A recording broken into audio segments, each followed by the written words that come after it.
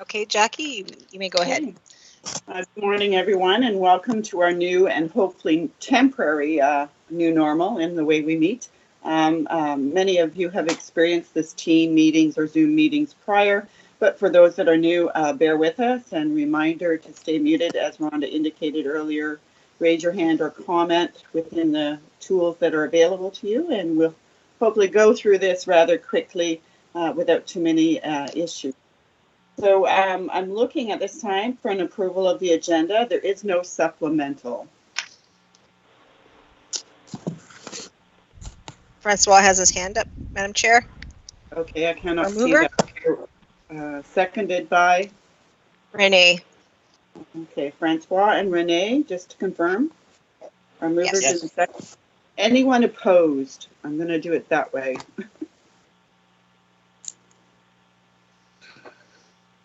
Okay, seeing none, we'll move to item 3. Looking for declarations of conflict of interest. It's Andre. I have a conflict of interest on page 61, project 61, page 61, yes. Project 61, Renee. Thank you. And if you like, Madam Chair, I can read the list out in regards to item 8A, I through V. Yes. We have the following members in declaration as they are members of the boards of applicants for the Eastern Ontario Water Resources Program: Jackie Pemberton, Bill Smurl, Doug Thompson, Glenn Mackey, and Francois Saint-Amour. Mr. Ray Beauregard will act as chair for that item in place of Madam Chair Jackie Pemberton.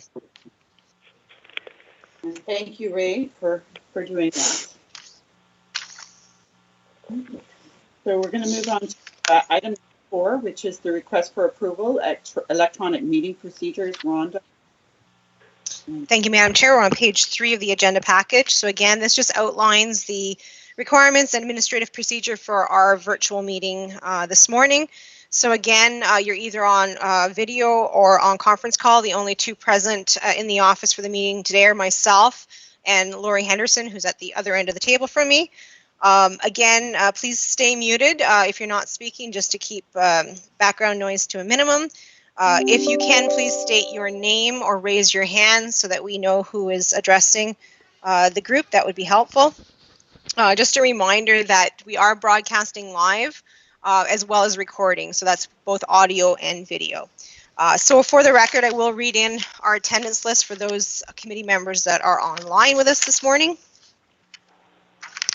We have our chair, Jackie Kelly Pemberton, Ray Beauregard, Russell Bennett, Michelle Kearney, Lawrence Levere, Glenn Mackey, Tara Redpath, Norman Riopol, Bill Smurl, Francois Saint-Amour, Doug Thompson, Renee Lalone, and Andre Palmaville. And we also have applicants and staff from South Nation for the Eastern Ontario Water Resource Program grants. So that, Madam Chair, I'll look for approval of the recommendation on page 3. So, as Rhonda indicated, we're looking for approval of those clean water electronic meeting procedures that's outlined in the report. As I can't see raised hands or anything. I see Ray's hand up. Ray, Doug Thompson seconded. Doug, thank you, Doug. Okay, just to confirm, moved by Ray, seconded by Doug. Anyone opposed? I think Terrence, come on. You might want to ask. Yep, I'm here. Thank you. Perfect. Thank you, Terrence. Okay. Seeing nothing, Rhonda, from my end? No, I'm seeing nothing from mine. Yeah. Okay. So moving on to item number 5, we're looking for approval of the Clean Water Committee meeting minutes of March 5th, 2020, and that's on pages 4 to 11 on your agenda. I'm looking for a mover. Jackie, it's Glenn Mackey. I would move. Thank you, Glenn. Seconded by? I would second. It's Lawrence. Lawrence, I just had to. Just a reminder to say your name before you. Okay. Any opposed? Seeing none, that's carried. We're also looking for an approval of the Joint Standing Committee meeting minutes of March 5th, 2020, and that's on pages 12 to 16. I'm looking for a mover, please. I see Francois' hand up. Francois Saint-Amour. Thank you, Francois. Second by? So I don't have everyone's video feed up, so if I don't see you, I see a hand. Perfect, Michelle Kearney. Thank you, Michelle. So moved by Francois, seconded by Michelle. Anyone opposed? Seeing no hands or hearing no nays, that's carried. Thank you.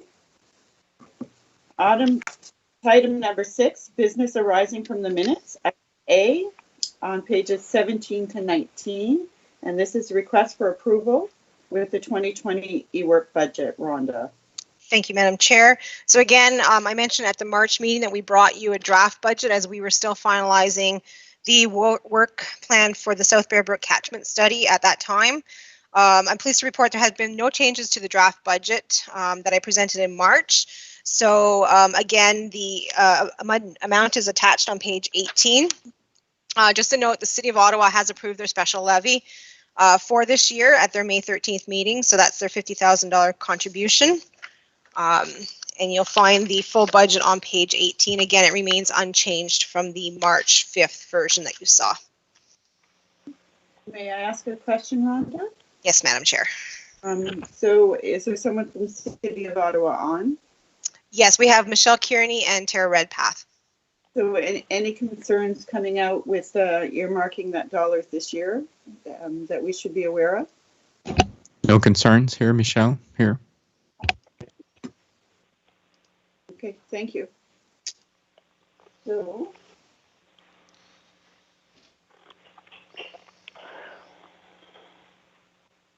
we're looking for a mover to approve the budget as presented. It's Andre, I so move. Thank you, And Andre. I see Lawrence's hand up as a seconder. Okay, thank you, Yes. Lauren. Anyone opposed? Seeing nothing or hearing nothing, we'll move forward. Thank you. So the item number B is the request for approval of the 2020 Eastern Ontario Children's Water Festival eWork grant deadline extension. So that's on page 20, and Rhonda will take us through that. Yes, thank you. I received a request from the St. Lawrence River Institute of Environmental Science earlier this spring with a request to extend their grant approval. Again, last year they were approved for $2,013 for the 2020 Eastern Ontario Children's Water Festival.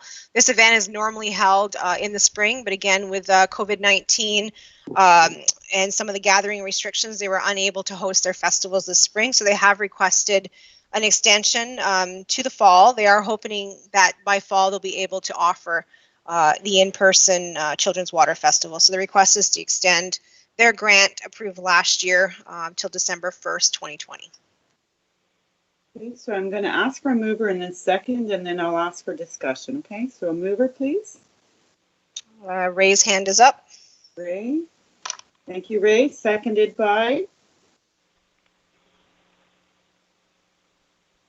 Sorry, I was muted. Francois here. Thank you, Francois. Thank you, Francois. Any discussion on this?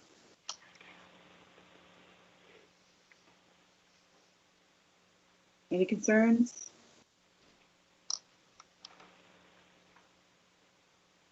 So there is a possible potential for another request for extension if COVID life does not allow them to do this training.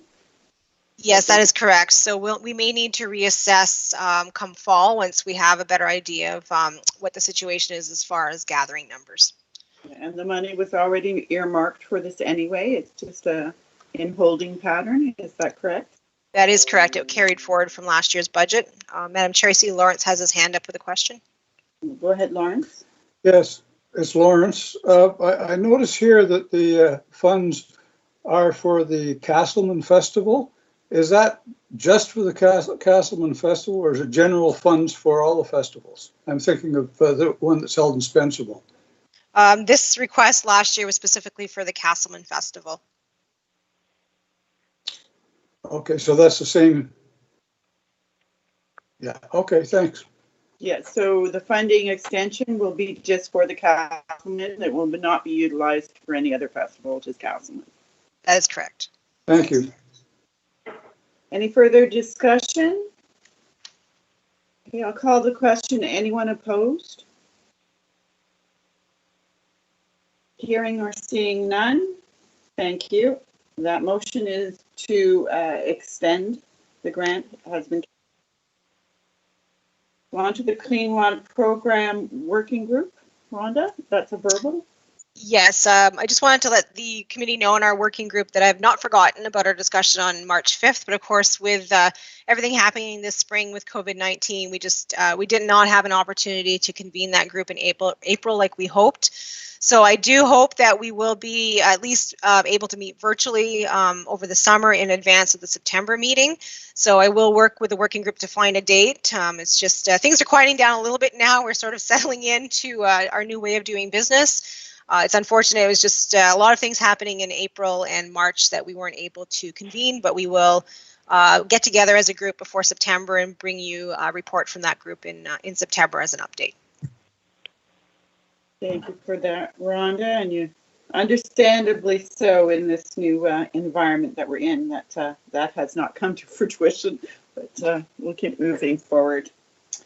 Okay, so on to item number 7, which is roundtable community engagement. So I'm sure, like everyone else and myself, we've not been out and about talking about that, but has any opportunities come up through Zoom meetings to discuss the program, and just putting that out there if anybody has any response to that. Excuse me, what page are we on now? So sorry, go ahead, Madam Chair. So this is item number 7. It's just a roundtable discussion like we usually do at our meetings to see if you've been engaged talking about the program with other organizations that you're involved in or events that you've attended. So I certainly understand during COVID if you haven't been anywhere. Hearing none, Rhonda, we're going to move forward, okay? So I'm new business, and at this point in time, because I have declared a conflict, I will have Ray take over chairing this portion of the meeting. Thank you, Ray. Are you still there? Ray, you'll have to unmute yourself from your end.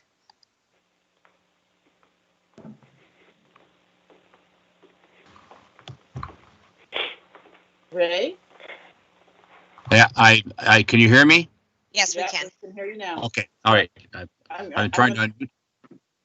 I was just trying to unmute myself. Thank you, Madam Chairman. Okay, So I can see the item 8. Okay, so Rhonda. we can turn our attention to page 21 of the agenda package. I've provided a summary of our applicants this morning for the Eastern Ontario Water Resource Program proposals. So we do have 5 requests in. The first one being from Alice Ontario East, request for $7,900. A request from University of Ottawa from Chris Kinsley for $3,000. City of Ottawa Climate Station, request from South Nation Conservation at $10,000. South Nation River Watershed Water Budget Update Plan, request for $10,000. And another request from the University of Ottawa from Alex Harrison for $3,000. So total requests this morning are $33,900. Again, we have $25,000 available for grants this morning. So as we did in the past, we will review each project individually, rate it. I will provide you with a summary of the rating and the breakdown at the end, and then the committee can have a discussion on allocation of funding. So just bear with me for a second. I'm going to switch slide decks.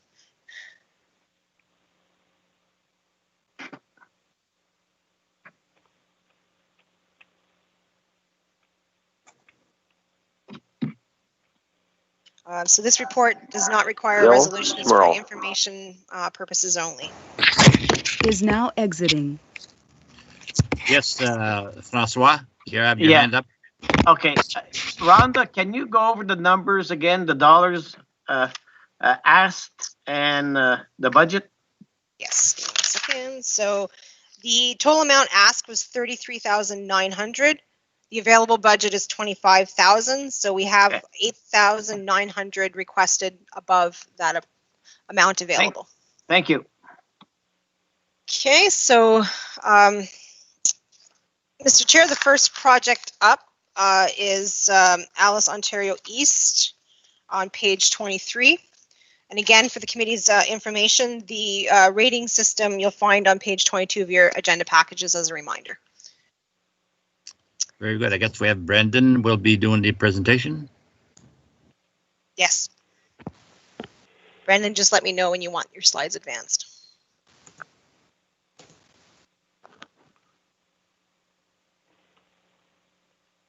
Okay, and you are still muted, Brendan.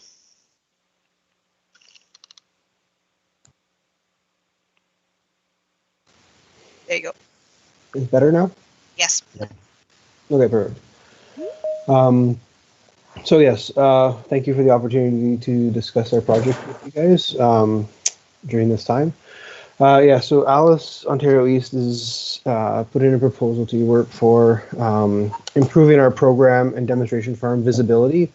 This comes out of some of the results we received from our very successful tour last fall, where we had 48 participants on the tour.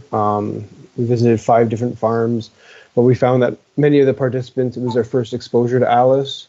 And speaking with our partners and with other landowners in the area, our program still is known by, a number of people, but we still would like to increase our visibility, increase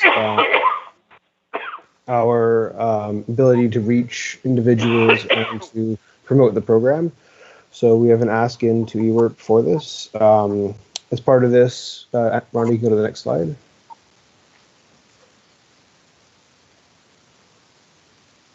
Next slide, please. As part of this, we're looking to, back up one.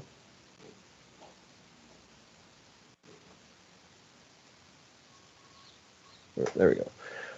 As part of this, we're looking to generate some of our Alice Canada and local community signage. The signage will be bilingual where possible. If not, we will be doing French and English. So the banners you see on each side of the slide on the left and the right, those are our community banners. We will have our community logo at the base. Is so now joining. Our Alice Ontario East community logo. And these will be used at events and during tours and workshops to promote the program. It will also give us an opportunity to place them in strategic public areas to promote the program as well when they're not in use for public events. Our Alice demonstration farm signs, which are in the middle there, are standardized, but we will like to have them bilingual. And I'll be working with the Alice Canada Communications Director to do this. We also have a banner sign underneath, and we have 4 different versions of this sign. Basically the same layout where we can put all the partnerships for particular projects on as well, so that we can recognize our various partners throughout the watershed. And throughout for each of our individual projects. So we're looking to do several demonstration farm signs, as well as the local banners at the bottom, so that for key projects that we visit often for our tours or that are highly visible, we can not only promote the Alice program, but also our partnerships and their organizations and their work within the watershed as well. Next slide, please. These are our standard mailbox signs. Again, we would make them bilingual, so we'd have one side English, one side French. And it's basically like the same thing as the OFA signs or the environmental farm plan type mailbox sign or address post sign. Like it just gets screwed into the post. Just a way to deliver each one of these to each of our participating landowners, just to increase our visibility, and also promote. It allows them to promote the fact that they are a member of the program as well. and increase their farm's visibility and increase the visibility that they are working with Alice to promote environmental goods and services on their farms. Next slide, please. We're looking to develop at a number of key locations. This is a sort of a standardized one that was done for Norfolk, but we're looking to adapt it for our area here in Eastern Ontario and for some of our key stops on tours where we have a number of partnerships. A number of groups may attend this site throughout the course of a year. We're looking to help increase the visibility and the outreach and education of that site by adding interpretive signage to them. So we're looking at doing 2 to 4, depending on whether we can have these signs bilingual or if we have to do a French and English, sort of side by side. But we have this template that was developed for wetlands for a project in Norfolk, and we're looking to adapt it for buffers and setbacks as well, and then hopefully have one as well for windbreaks and hedgerows. So that we'd have the same sort of layout with the benefits of each, and then some key highlights that you can spot along the way, such as in terms of buffers or hedgerows or something like that. We might have maybe some wildlife species, but also some of the edible species that you might find there. That way we can also help promote alternative crops or alternative uses to these buffers as well, value added type of thing, going forward through these interpretive panels. So just a quick summary of what we were looking to, what we were going to use the budget for. So to produce 2 pull-up banners, 1 French, 1 English, 4 large-scale demonstration signs with the community banner at the bottom with our partnerships, 40 mailbox signs, and 2 to 4 interpretive signs, depending on whether we can make them bilingual without having it too crowded, or if we have to produce 1 English, 1 French. So that we can maintain our both languages on our properties where we're working. Thank you very much, and if there's any questions, happy to answer. Thank you, Brendan. Yes, if any committee members have a question, raise your hand.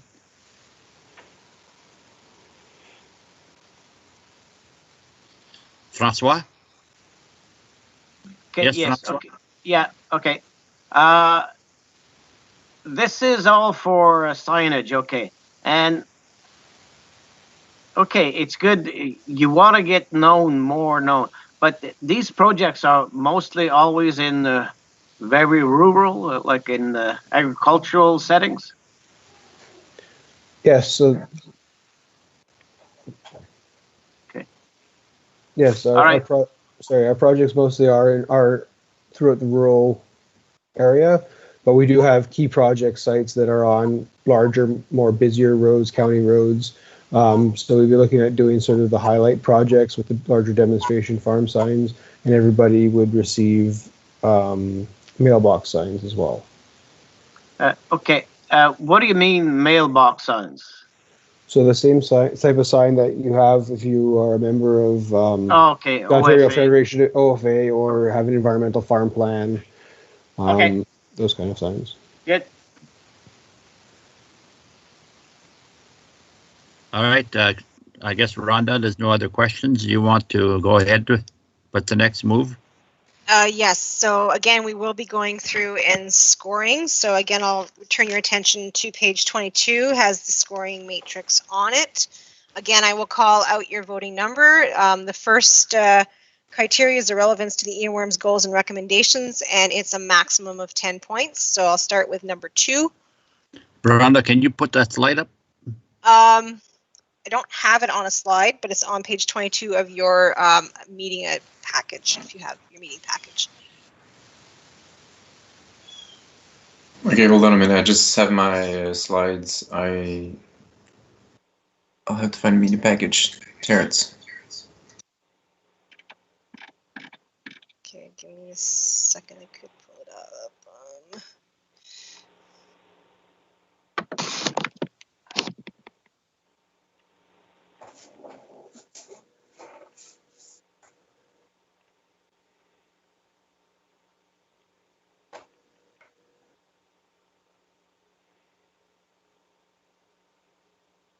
Bear with me, I'll pull it up on screen.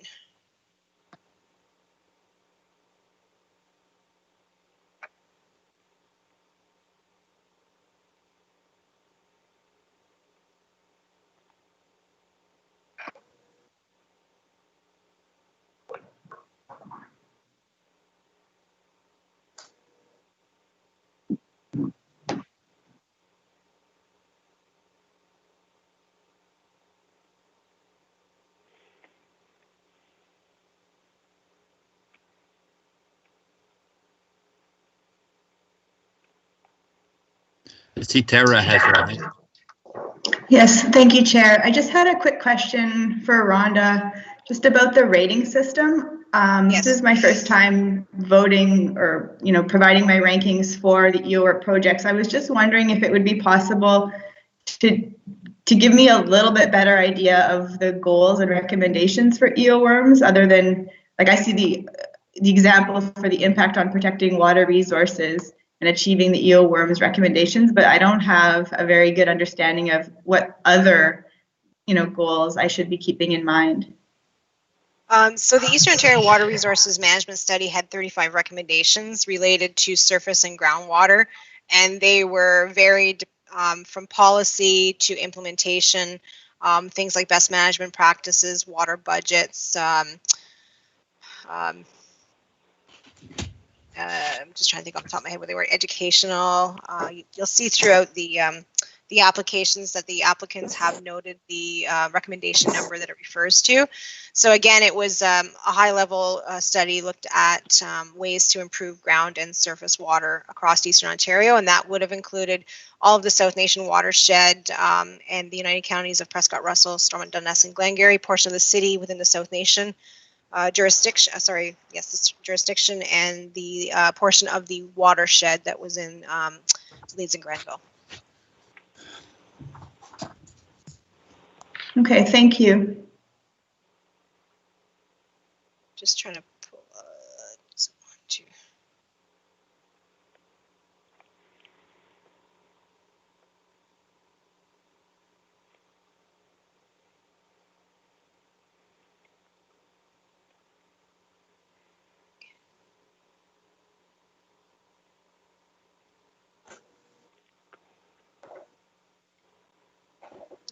For some reason, my computer does not want to pull up the port that has the matrix in it. Okay, I still can't find the document. It starts here. Is it in one of the 3 PDF packages that have been sent 2 days ago? It would be in the meeting agenda package itself. I'm just looking for it online so I can pull it up for you. Just need to find it. Okay, thanks. Page 23.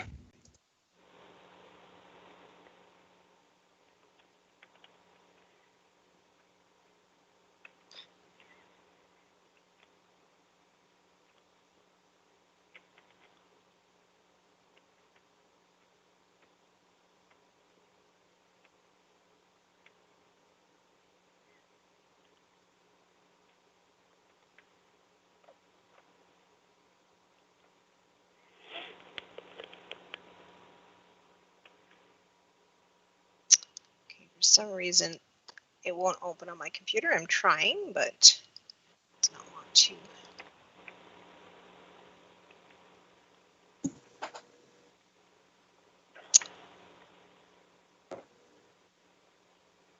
Okay, unfortunately, I'm not able to pull it up onto the screen.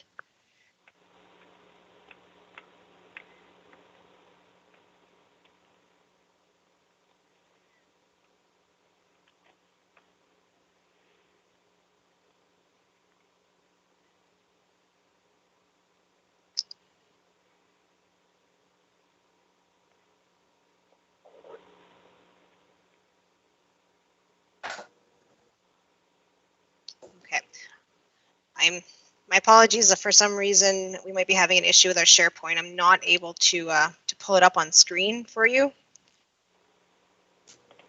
Rhonda, it's Yes. Sandra here. Would you like that I try to put the agenda on the screen? No, we can't get into it. Lori's tried as well, so we'll have to continue without it, but thank you for that. So Again, if you have the agenda, which I would have sent, which Lori sent to you last week, in the PDF of the full agenda package on page 22, you'll find a summary of that criteria.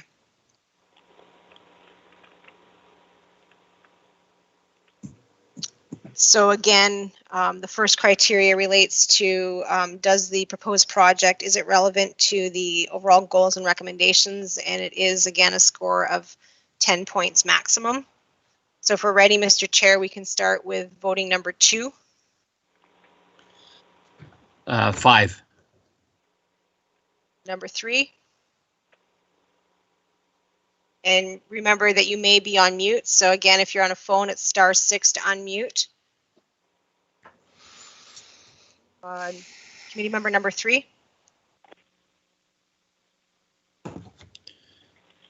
Michelle Kearney has a question. Yes, Thank you, Mr. Chair. Just maybe I missed it, but what is the total cost of the project? I know what the funding request is, but did I miss the total cost of the project?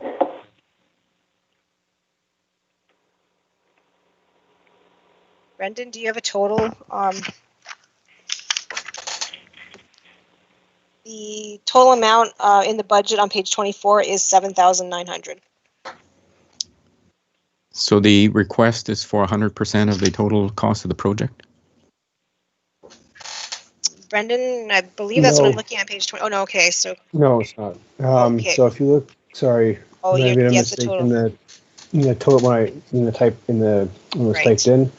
So the total amount is for. Yeah. I don't have the number in here with me exactly. Just give me 1 second. Pull it up. It's for 5,700. It's the ask. Is the this is the ask? Okay. Yes. I had that wrong. Okay.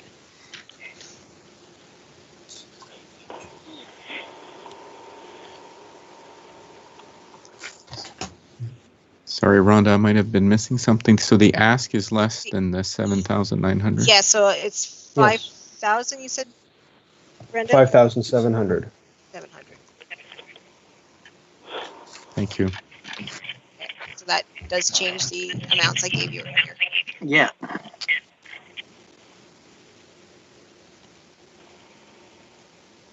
Okay. So if there are no additional questions, I don't see any more hands up. And I have the score from committee member number 3. Again, the maximum is 10 points. 5. You, committee member number 5.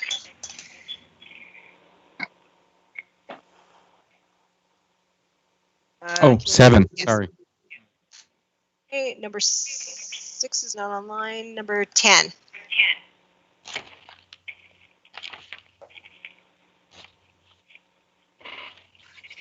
Number 10. 7. You. 14. Which number you said? 14. Oh, that's mine. 7. 15. 5. 16. I'm at 6. 17. 5. Sorry, was it a 5? Correct, a 5. Okay. So we'll go through the 3 scoring, then I'll give you the total at the end. So the second criteria is project location and applicability and transferability to other areas of the earworm study area, a maximum of 5 points. Committee member number 2. Oh, sorry. 4. Number 3.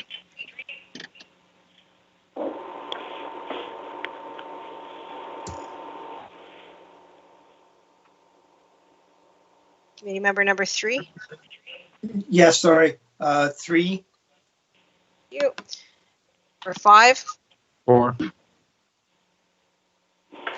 Number 10. 2. Number 14. 4, 15, 4. 16, 3. 17. Terrence, tree. Okay, and then the final score on that one.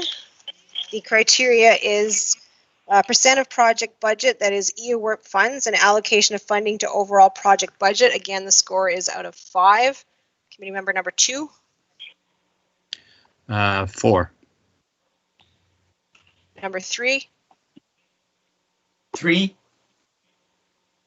Number 5. 3. 10. 3. 14. 3, 15. 4. 16. 3. And 17. Tree. And my son's still hungry.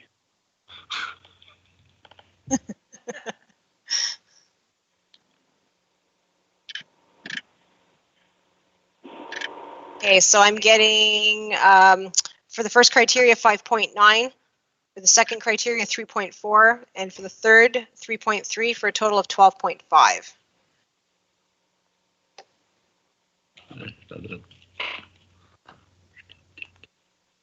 Okay, thank you very much, Brendan. We'll move on to the next project, Mr. Chair, is on page 25, and it's Chris Kinsley presenting.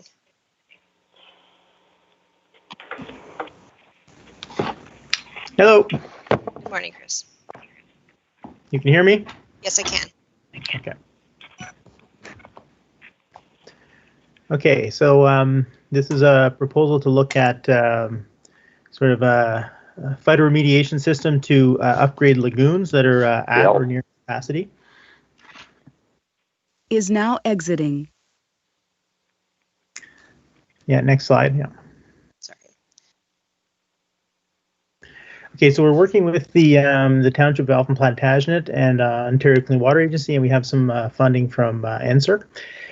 Basically, we're doing the pilot at the Alpha Lagoon, but the project is looking at upgrading both the Alfred and Plantagenet lagoon systems, and they're generally applicable to any seasonal discharge lagoons within the region.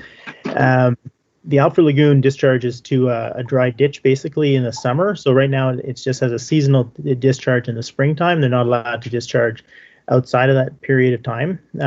Many years ago, we did a project to develop a wetland system to try to discharge during the summer. And we had some success with that, but the problem remains is that it's a dry ditch in the summer. So the discharge requirements for discharging to a dry ditch is very stringent. So the idea now is to, instead of discharging in the summer, take the treated effluent from the wetland and or from lagoon, depending upon how the pilot works, and then irrigate a tree plantation. And then we'll just use the evapotranspiration in the summer to reduce the volume of water in the lagoon and to increase its capacity. So the objectives are to determine what is the best type of tree species and how much water can we irrigate, and then is there any environmental impacts in terms of groundwater infiltration. So we have a really good site because it was built as a research site many years ago, and that allows us to set the research project up at a relatively low cost. Next slide. So this is the project site. So that's the constructed wetland. And the lagoon is in the far right corner. There's no more plants in there because they desludged it several years ago. So basically, we'll be pumping water in from the lagoon through the wetland cell, and that'll treat it. And then whatever residual nutrients are left, we will be taking that water and then irrigating it onto a vegetated filter, which is to the right-hand side of the wetland. So the land is available and it's been bermed, and we have a return line at the bottom of it to take any infiltration waters back into the lagoon, so there'll be no environmental discharge during the pilot study. Next slide. So it's dealing with 4 of the objectives of the EOWRP program. Really, we're looking at lagoon upgrades.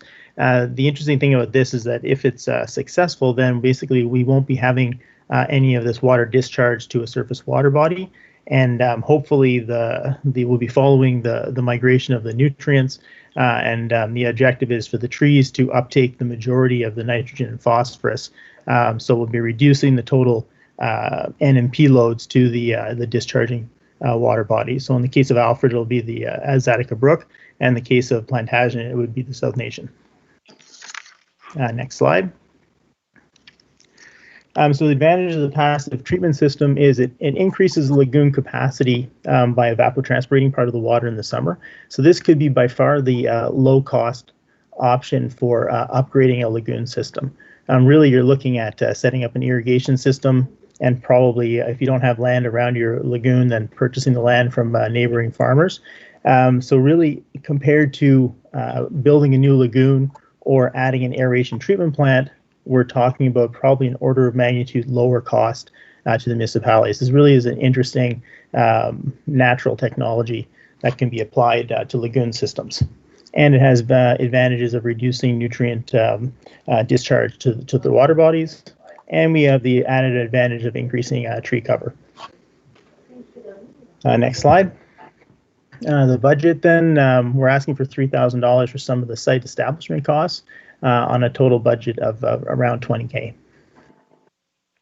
I think that's it. Last slide. Yeah. And that's where we're going to be planting our trees. So it's an existing vegetative filter. And again, it's bermed, and there's a return pipe at the bottom that takes any effluent with a pump chamber and pumps it back into the lagoon. So we don't have to approach the Ministry of Environment, because this is a part of the approval of the Alpha Lagoon system.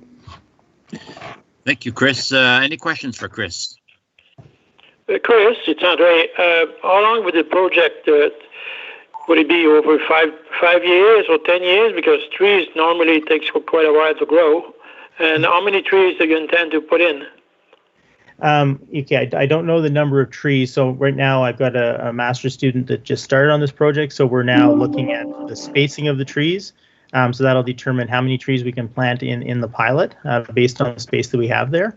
The time frame, yeah, this project will run for many years. Initially, we'll have a 3-year period for sure, but more than likely this would be a 10-year ongoing project.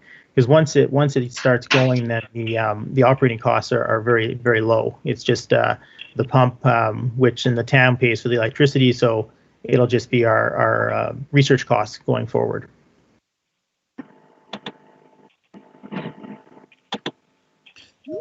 I see Matt has a question. Yes, I do. Thank you, Mr. Chairman. My question is in regards to tree plantation. On the long run, the roots will not affect the pipe underground? They're going to be far enough? No, the pipe is at the bottom of the filter just to take any runoff water, so we don't have a discharge to the environment. So there is no pipes underneath the plantation itself. Okay, thank you very much. Any other questions? If not, Rhonda, I guess we're ready for. So again, the first criteria is worth 10 points, relevance to earworms, goals, and recommendations. Committee member number 2. 7. Number 3.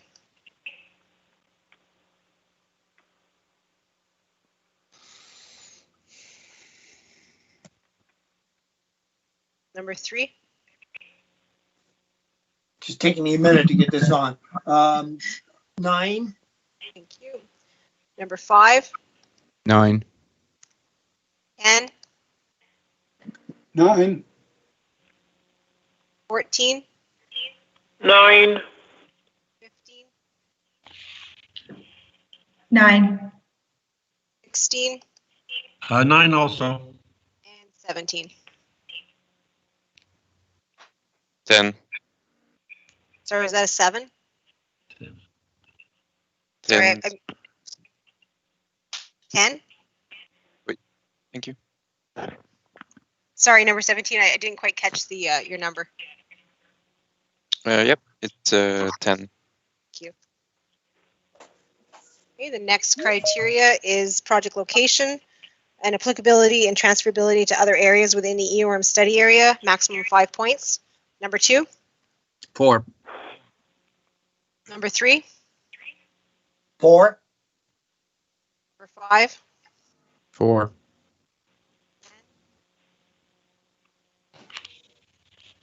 Number 10. 5. Thank you. Number 14. 5. 15. 5. 16. 5. And 17. 5. Okay, and the final criteria, again worth 5 points, is the percent of the budget that is EOWRP funds and allocation of funding to overall project budget. Number 2. 5. 3.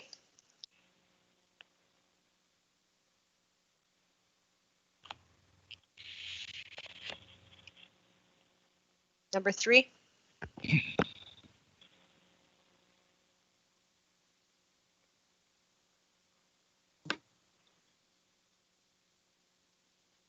Can Number you 3? unmute him? Can you unmute him? No, Rhonda? he is unmuted. No. 5. Okay, okay, thank you. Here we go. Number 3, you might want to just leave your phone unmuted as long as there's not any background noise. I'll let you know if you need to mute again. It might be easier. Number 5. 5. 10. 5. 14. 5. 15. 5. 16. 5. And 17. 5. So I have a score for number 1 is 8.9, number 2 is 4.6, number 3 is 5.0 for a total score of 18.5. And I believe it's Kat's up next with the City of Ottawa Climate Station, which you will find on page 27 of your agenda. Okay, good morning, everyone. So once again, my name is, morning. So my name is Catherine Watson, and I'm a water resource specialist at South Nation Conservation. And my request today is for $10,000 of Eastern Ontario Water Resource Program funds to help support the purchase and installation of a new climate station within the City of Ottawa in SNC's jurisdiction. And I just have a few slides to provide some background information on our existing monitoring network and why another station is so important. So next slide. So we know that floods are the most costly type of natural disaster in Ontario, and that they're increasing in both frequency and severity. These flood events are often associated with spring snowmelt, rain on snow, heavy, long duration precipitation, or short, intense storm events. We also know that Ontario's rainfall patterns are changing. So we're receiving more rain through the winter months. Rain events are becoming more localized, and we're experiencing more intense storm events. And this is going to continue under global warming, increasing the risk of flooding. So it's really essential that we have a good understanding of precipitation in our area. And that's only possible through the collection of continuous precipitation data, so year-round precipitation data, and having that having a good spatial distribution of sensors to collect that information. So next slide. I just wanted to give a little bit of background information on our existing program. So one of SNC's top priorities is protecting people and their property from the risk of flooding. And we have a flood forecasting and warning program that has many components to help achieve that goal. a very basic description is that environmental data is collected from the field using accurate and expensive monitoring equipment. That data is transmitted near real time over a satellite network and comes in-house into our own database here called our Water Information System. And then it undergoes some data transformation, some QA/QC. It's then subject to several tools and models, including our surface water, groundwater hydrologic model, that helps us forecast flood events or risk of flooding. Just trying to, where am I here?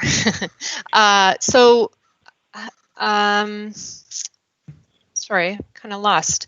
Okay, so it's that data that's coming in from the field in concert with that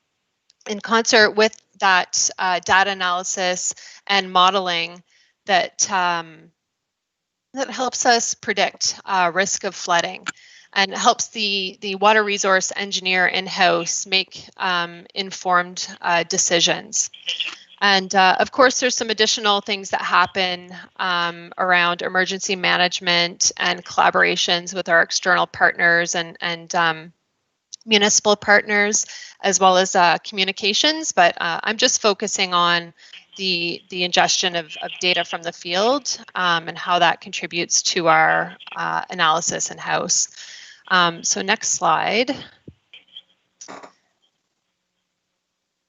So this is a depiction of our existing network.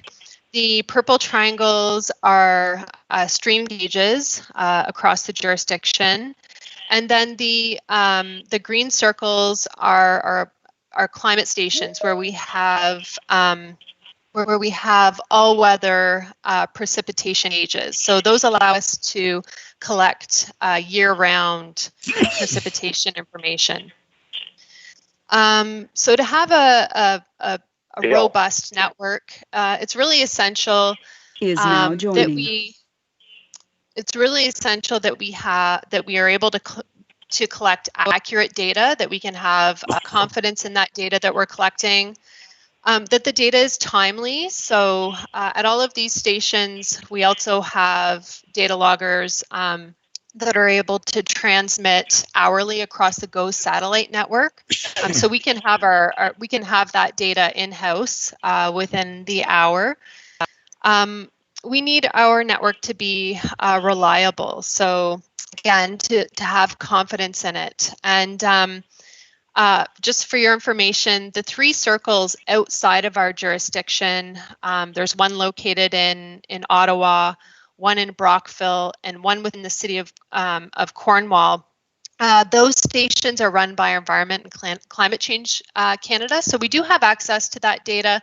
However, there has been occasions where there have been some gaps. So it really sort of drove the point home that we need reliability within our own network, and that's one of the reasons why we've been looking to fill in some data gaps. So we want to make sure we have good spatial coverage across the watershed and across the jurisdiction.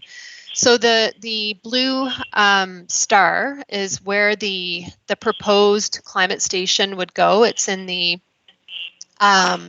southwest pocket of the city of Ottawa, and it would fill a major gap within our own network. And I checked in with the network to of our friends to the west there, Rideau Valley Conservation Authority, and this would actually fill in a gap within their network as well, which is really important. So next slide.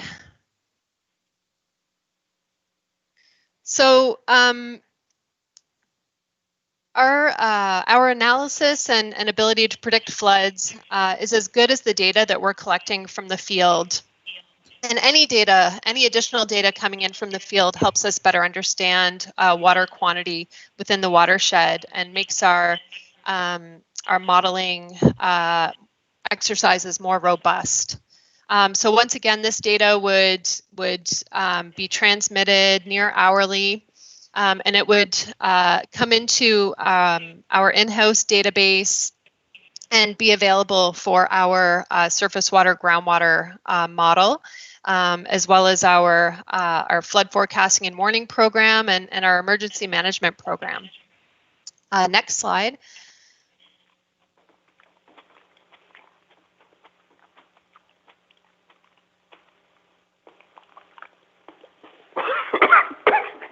So here's what the station would look like. This is a climate station that filled in another data gap. It's the climate station we put in the northeast pocket of the city of Ottawa. And you can see a picture of the all-weather precipitation gauge just to the left. And then to the right, this is where the data logger is installed that allows that near real-time data transmission to the GO satellite network. So at the proposed climate station in that southwest pocket, that blue star on the map on the last slide, it's located on SNC Is now property. exiting. And it would have an all-weather precipitation gauge, soil moisture, temperature, barometric pressure, and again, all of that would be transmitted on an hourly basis. The total budget for this, so these stations cost about around $18,000. We have our request is for $10,000 from the Eastern Ontario Water Resource Program. SNC has $8,000 to contribute for a total cost of $18,000. And we would be looking to have this installed by within, I guess, by September, around there. I don't know if there's any questions. Yes, I do. It's Andre. In regard to the delivery date, I imagine it's all 2019. It should be 2020, I guess. Correct. Yes. I saw Lawrence's hand go up, Mr. Chair. Yes. I'm just wondering, since Rideau Valley will be benefiting from this, are they contributing anything towards it? No. So again, this is the station would be located within the South Nation watershed, which is very important because it would contribute to our modeling exercises here. But they would definitely benefit from being able to access this. But no, they would not. They don't have any funds in the budget. Question for Tara. Yes, thank you, Chair. I just, Kat, you mentioned that it's an all-weather precipitation gauge. Does that mean that it has the ability to collect winter data as well? Or like freezing rain, precipitation, that sort of thing? Yes, exactly. Yeah. So we've been moving to these structures. We have about 5 distributed in other locations in our watershed. But again, they're so important because they do allow us to collect different types of precipitation, including snow and freezing rain and sleet, and it allows us to collect information year round. Whereas a lot of the tipping buckets that are used in other areas are only operational during the ice-free months. So this is really key to collecting precipitation data. Is now joining. In that early spring, in that winter and early spring period. Perfect, thank you. Any other questions? I guess, Rhonda, we're ready for the vote. Okay, and I managed to find a version that I can open. So for those that have screens, there's the scoring matrix for you up on your screen now. And again, for those that don't have the screen in front of you, the first criteria is the relevance to earworms, goals, and recommendations, and it's again worth 10 points. Number 2. 8. Number 3.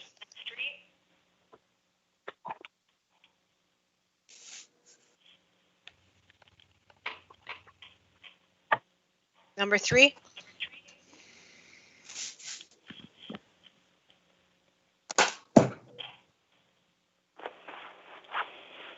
Number 3. You may have to remind everybody who's what. So you're not muted, Mr. Bennett.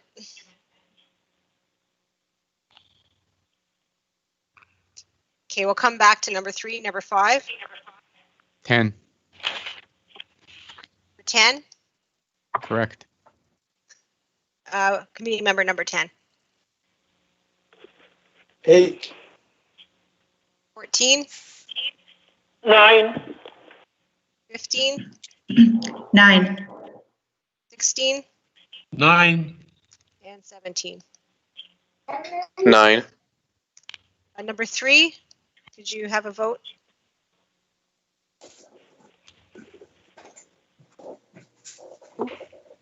Mr. Bennett, you're number 3. Do you have a rating score?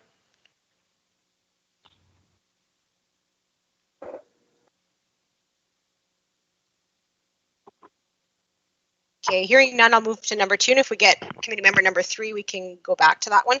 So again, the second criteria is project location and applicability and transferability to other areas with an earworm study area. Committee member number 2. 5. Number 3, are you there? Can you hear me? Yes, I can. Now I can hear you. Leave your phone off of mute for now. Like, you can leave your line active and I'll let you know if you get feedback. Do you want to give me your score of for the first one out of 10 points?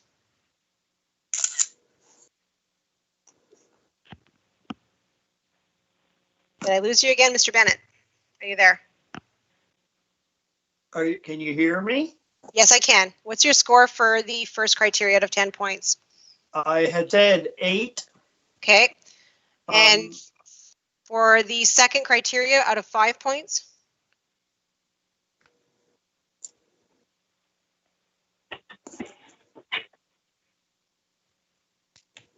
Did you get that? No, I did not. Can you repeat, please?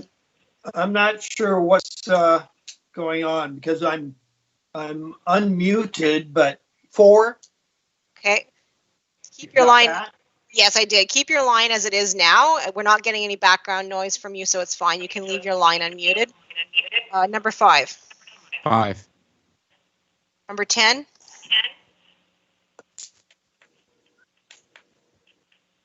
Committee member number 10. I'm hearing 10. Did you hear anything, Laura? Mr. Levere. Yes. Sorry, your score for criteria number 2 out of 5 points. Yes. 5. Thank you. Remember 14. 5. 15. 5. 16. 5. And 17. 4. And the final criteria again is the percent of budget that is EOWRP funds and allocation of funding to overall project. Number 2. 5. 3. 3. Thank you. Number 5. 5. 10.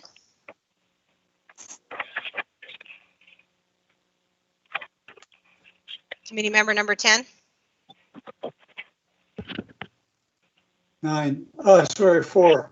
Thank you. Number 14. 5. 15. 4. 16. 4. And 17. 3. Okay, so total scores for the first one out of 10 points, 8.8. Score for number 2, 4.8. Score for number 3 is 4.1 for a total of 17.6. We'll move on to the next project, which is on page 30 of your agenda package. I believe Mr. Mullaney is up. Can you hear me now? Yes, I can. Good morning, everybody. My name is Michael Mullaney with the South Nation Conservation. I'm the hydrogeologist there. I'm providing a proposal on a water budget update. It is more than just a water budget update. It is a potential future prediction of the watershed water cycle. Next slide.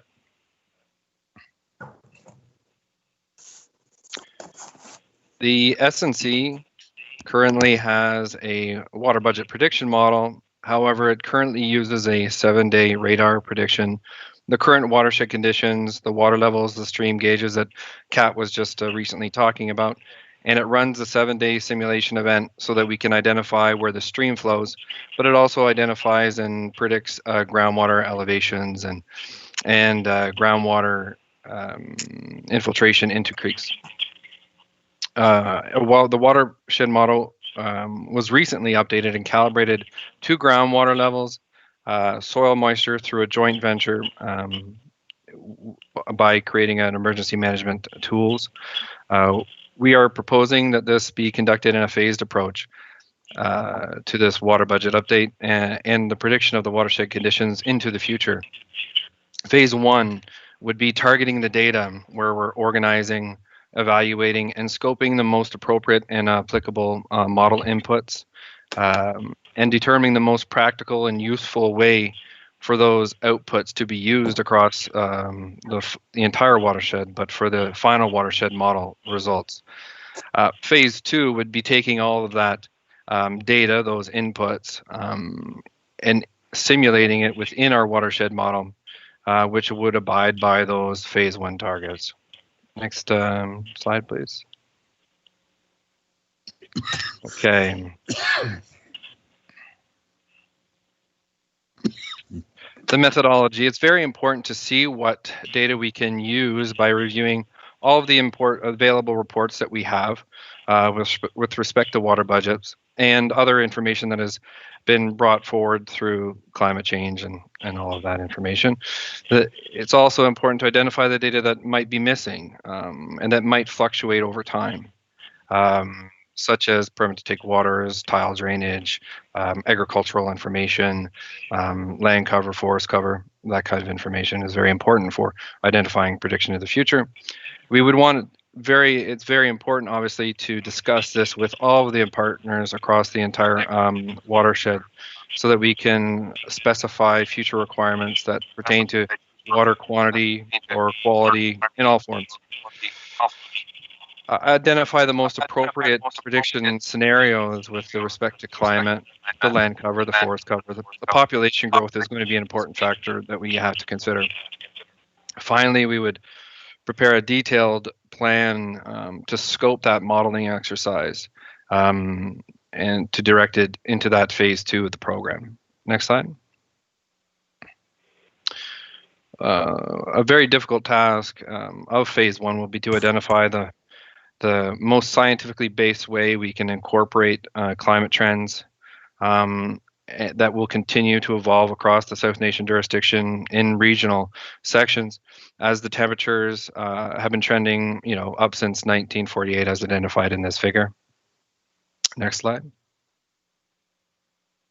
Additionally, how do these temperature changes and these trends affect the precipitation trends into the future, as recently reported last week, indicating that extreme rainfall events are on the rise. This also shows that these precipitation stream gauges and these climate stations are very important. Next slide. Another very important factor for this modeling exercise, and also the data collection exercise, is to identify how the land cover is fluctuating into the future, especially with changes in agriculture and potential forest cover loss. And all of this information really relates to how does the water move within the watershed? Does it infiltrate? Does it evaporate? Is there more evapotranspiration? So all of these things get relayed into this model, and it's important to know that we can get a general idea of how these things might be trending or not trending, but it's important to know either way. Next slide. Again, I want to reiterate how extremely important it is that we reach out to all of the South Nation stakeholders to identify any of these important factors that we might not know with respect to population, expected population growth, water supply, hopes of the communities, stream protection, stream flow. Are there any projects that people are requiring for those streams to be at certain levels? What does the community regard as high priority items when it comes to the water cycle? Because at the end of the data, the simulation can be extremely data rich, and it's important that we are able to relay the most important information that they will require. Next slide. So this slide is to show this is our watershed model. And this just provides a little bit of information showing the topography, the soil and geology that's involved, and the stream networks that are already incorporated. Phase 2, which isn't part of the current ask of the money, would be taking all of that data assembled and that scope that we determine, and the preferred predictions that we are looking at, and that we apply it directly to the current calibrated model as illustrated in this slide. Next slide, please. So the end goal of the project would be inclusive of that phase 2, would be to have that reasonably reliable prediction of the future state of the water across the entire watershed, with some bounding effects, boundaries. This includes the understanding of where the streams are flows, the groundwater levels, the soil moisture, and just general water supply. For example, this past April, we were able to predict in many rainfall events stream flows. As you can see in this figure, the green line is the observed stream flow levels. The yellow line in the middle is basically the calibrated model, and that is a 7-day. It had about 5-day prediction before we knew exactly where that water level was going to be at. So we're hoping that that is extended across a macro scale, and that we can do this over, the months and the years, and be able to identify where things are trending. So when it comes to the EWRP objectives, this covers approximately 6 of the objectives that we have identified. 1, regional water budget. Number 5, the groundwater constraints mapping. Number 7, the local model development. Number 21, the groundwater management plans. Number 25, groundwater model. And number 28, the regional water supply plan. We currently have a total budget of $35,000 that we're working with on this first phase, and our current ask is of $10,000 of that phase 1. Thank you very much. Thank you, Michael. Any questions for Michael?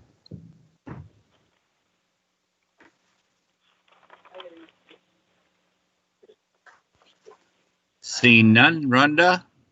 I Yes, guess Mr. we'll Chair, go ahead with it. I missed one committee member on the last score. My apologies. Alan Krezel has joined us. My apologies, Alan. I missed you. No problem. Did you have scores for the last project that you would like for me to incorporate? Sure, if you'd like, I could do 9, 4, and 3. Okay, thank you. So that brings our new total of 8.8 for the first one, 4.7, 4.0 for a total score of 17.4. And if there are no further questions for Michael, we can start again with the first criteria, which is relevance to EORM's goals and recommendations for a maximum score of 10. Number 2? 7. Number 3? 8. Number 4, 5? 10. 6? 8. 10? 8. 14? 8. 15? 9. 16? 8. And 17. 7. And on the second criteria, project location and applicability and transferability to other areas within the EORM study area, maximum 5 points. Number 2. 4. Number 3. 3. Number 5. 5. Number 6. 4. 10, 4. 13, 4. 15, 5. 16, 4, sorry. okay, number 17. 4. Okay, and on the final criteria, which is percent of project budget, that is EORP funds, and allocation of funding to overall project budget, again, score of 5. Number 2. 4. Number 3. 4. Number 5. 5. 6. 5. Number 10. 4. 14. 5. 15. 5. 16. 5. And 17. 4. So that brings the first criteria to 8.1 for total score. Number 2 is 4.1. Number 3 is 4.6 for an overall score of 16.8.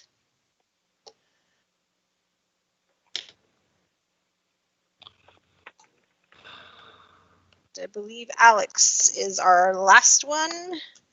For your information, this map came in with the application and didn't make it into the package. So, Alex, I don't know if you want to address the map before you start your presentation deck, but it's up for you. Perfect, thank you. So my name is Alex Harrison, and I'm a master's student at the University of Ottawa under Dr. Tom Al. The project, I'll get into it in a bit more detail, but just the map here, I'll follow up with a few other maps in the presentation, but the light blue areas just show the 2 study areas that we're focusing on with the project. The one in Alpha Plantagenet is the main focus here that we're looking at, and then we're also doing some secondary follow-up sampling in West Ottawa as well. So the first slide would be great, thank you. So the objective of this project is to test our hypothesis that radionuclides, specifically cesium-137 and lead-210, can be used to identify vulnerable and fractured karst bedrock aquifers in eastern Ontario. So the project is being done in partnership with the City of Ottawa and the Ontario Geological Survey, and of course the University of Ottawa, as I'm a master's student there. So the project focuses on fractured and karst bedrock aquifers, like I mentioned, because there's a high permeability connection between the surface and the subsurface. This connection means that these aquifers are subject to rapid reef charge and infiltration, which can introduce some surface source contaminants or pathogens into the aquifer. We think that it's very important to identify these vulnerable environments to help reduce the risk of human health when and if any water is drawn from the aquifers and used as a source for drinking water. These vulnerable environments and the associated issues of contamination that I mentioned have been identified across eastern Ontario, and one particular area of interest is Alpha Plantagenet. In 2017, there was some work that was done that's remained unpublished that has shown that groundwater vulnerability there is due to an influence from karst geology, which makes it a site that we're particularly interested in studying. However, there is still a high degree of uncertainty in identifying individual wells that are vulnerable to contamination, which leaves a window for our project to happen. Next slide, please. So the hope is that this project will lead to a novel method for identifying vulnerable wells in karst terrain. The hypothesis that cesium-137 and or lead-210 will act as an effective indicator of high permeability, rapid recharge environments. So the scientific basis for that is that these radionuclides are transported in the atmosphere and fall to the surface with rainfall in extremely small but still measurable amounts. And once they reach the ground surface, they have a tendency to attach to soil particles, and which in most instances prevents them from infiltrating through the soil and into underlying aquifers. But in these environments that I'm describing where there are fractures and karst channels, the erosion of the soil particles can transport the radionuclides directly into the aquifer. So the hypothesis is that if these indicators are detected in the groundwater, then it would be indicative of a rapid recharge environment associated with these fractures or karst. So this picture here on the left shows the results from preliminary field work that was done in 2019 when we pumped water out of a well through a filter and onto a filter paper, which is what's being shown in that petri dish there, and we are testing those filter papers for the concentrations and the presence of cesium-137 and lead-210. Next slide, please. So the proposed fieldwork will involve sampling in regions of Alfred Plantagenet and West Ottawa, as is shown on these maps with the red circles. So Alfred Plantagenet on the left and West Ottawa on the right. And if we're successful with the application, we're hoping to use these funds to support equipment and resources for doing this fieldwork. So in these regions, we will conduct well sampling from private wells to test for several parameters, including the radionuclides I mentioned, turbidity, and bacteria, and we'll also collect and analyze surface soil samples. As I mentioned, the preliminary work was conducted in October of 2019 in Alfred Plantagenet, and the data that we got from that testing does suggest that there are slightly elevated concentrations of lead-210 associated with the vulnerable wells and karst aquifers. Unfortunately, the data set is just too small right now to draw the conclusions with confidence, which is why we're asking for some support to facilitate more field work. The 2019 West Ottawa well water sampling study that was run by the City of Ottawa also identified a region of interest in and around the Dunrobin area there, shown by the red circle, which showed similar observations when we ran tests.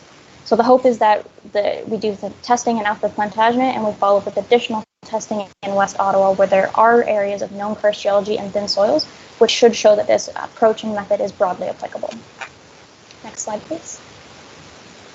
So the project also addresses 7 Eastern Ontario Water Resources Study Program recommendations, as shown here, and for time's sake, I'll just abbreviate my explanation.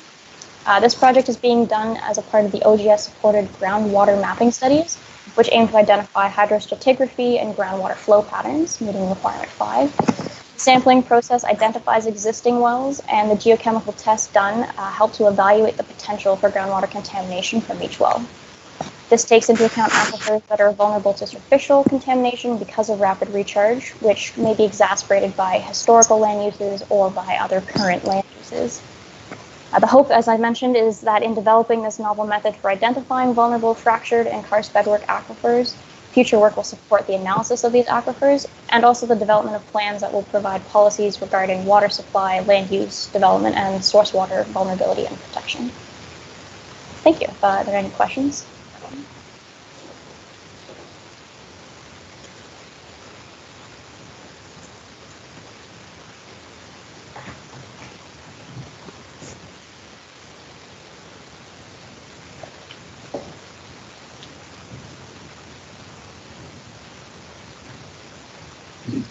I guess there's no questions, Rhonda. There you go.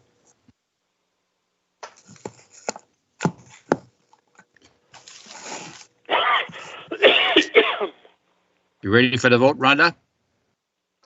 Rhonda's muted. Rhonda's muted. Muted myself, sorry. The first criteria, number 1, relevance to earworms, goals and recommendations, maximum of 10 points. Number 2. 8.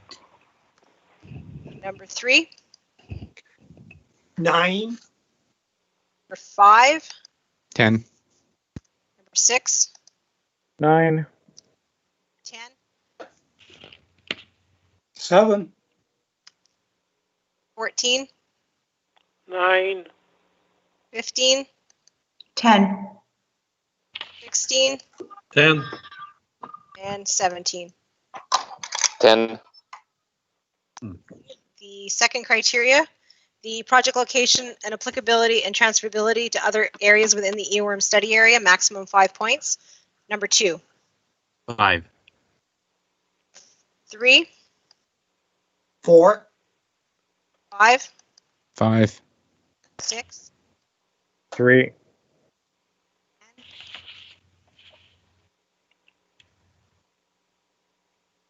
10. 3. Number 14. 5. 15. 5. 5. 16. And 17. 5. The final criteria is present of project budget that is earworm funds and allocation of funding to overall project budget. Again, maximum score of 5. Number 2. 4. Number 3. 5. Number 5. 5. 6. 5. 10. 5.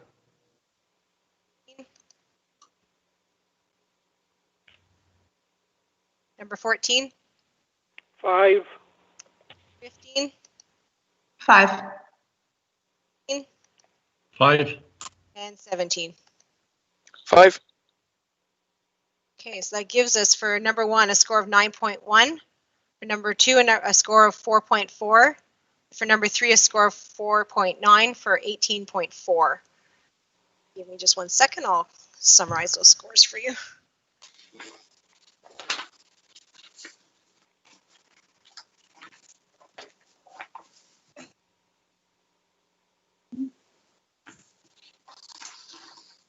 So that is the total score.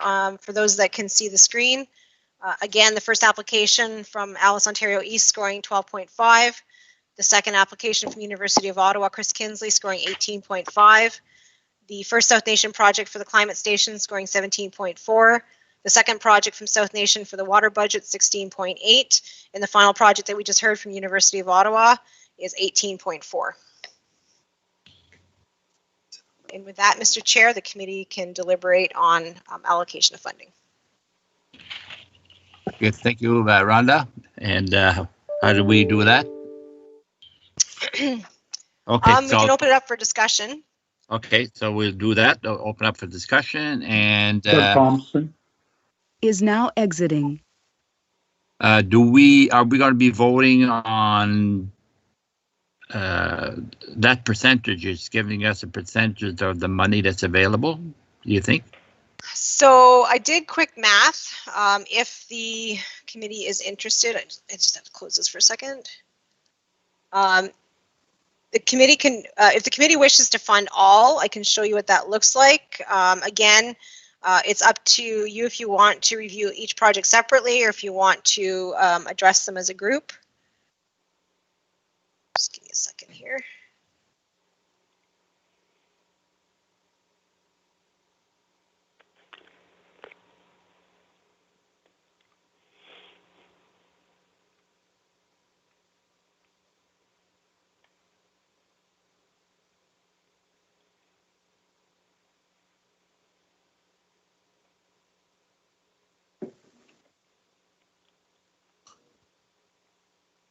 There we go. So if the committee wishes to consider all projects, we would have to reduce the funding of each by 21% if you wanted to do an even reduction across the board. So that's what that looks like on your screens now. So for those that don't have a screen in front of you, the math in order to fund all applications. So the request from Alice was 5,700. Reducing their request by 21% would bring the approved amount to 4,460. University of Ottawa, Chris Kinsley requests for the Lagoon Effluent Project, request of 3,000. The approved amount would be 2,370. South Nation's Climate Change request of 10,000. The approved amount would be 7,900. Same amounts for the water budget from South Nation, and the final project from University of Ottawa requesting 3,000 would be 2,370. That is if the committee chooses to fund all projects and reduce them equally by the same percentage. So that's one option, and then other options are to adjust the funding levels as the committee sees fit. Okay, so the floor is open to questions or comments on which system you would like to recommend. Mr. Chair, it's Alan talking. I would suggest that we remove the Alice one completely since it scored by far the lowest, and that would probably give pretty close to 90% funding to all the rest, or maybe a bit more. Michael Kearney. I'll do that math for you. And Lawrence had his hand up too, Mr. Chair. Yeah, Michael first. Thank you, Mr. Chair. I was just putting out there that the scoring should have some bearing. I think we've just heard that maybe using the score to eliminate the one that's quite a bit lower than the others, but I'm also putting out there for discussion a pro rating system, which would allow funding for everything, but would be, and that's a little bit more math, but depending on the higher score would get more of a percentage, so less percentage reduction in their ask than the others. So I'm putting it out there for discussion at this point. Thank you, Michael. Lawrence? Thank you, Mr. Chair. My question's already been answered. Okay. So we're looking for a different prorating, and can Rhonda, can you give us something that? I'm just doing some math quickly here. Bear with me while I run Doug the numbers. Thompson. Is now joining.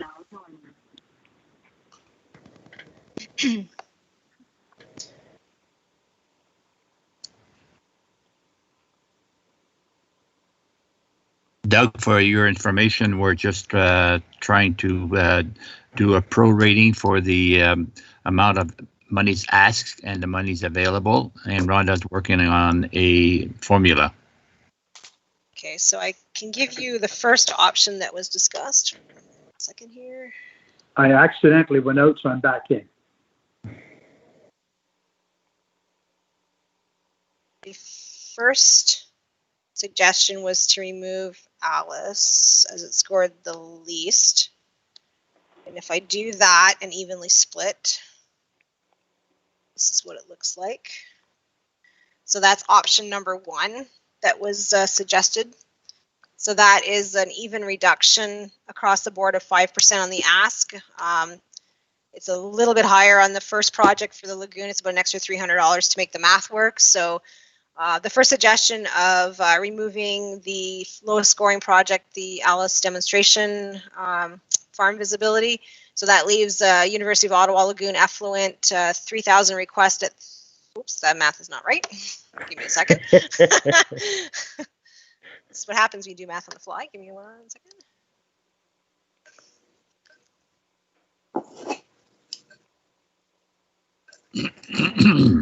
Looking at between the 2 highest scoring projects here.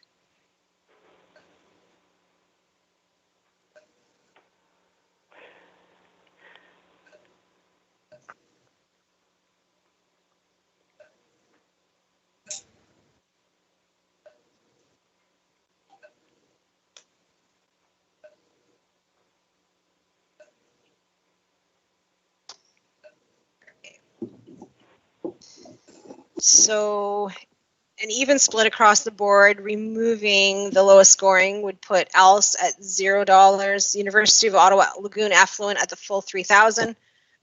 Ignore that 5% that's in the middle. South Nation's 10,000 requests would be 9,500. South Nation water budget 10,000 requests would be 9,500, and the final Ottawa University one for the Karst well bedrock study, request of 3,000, approval of 3,000. That's not a strict prorating, but it's pretty close. The small amount of additional funding I put to the 2 higher scoring projects, which were the 2 from University of Ottawa.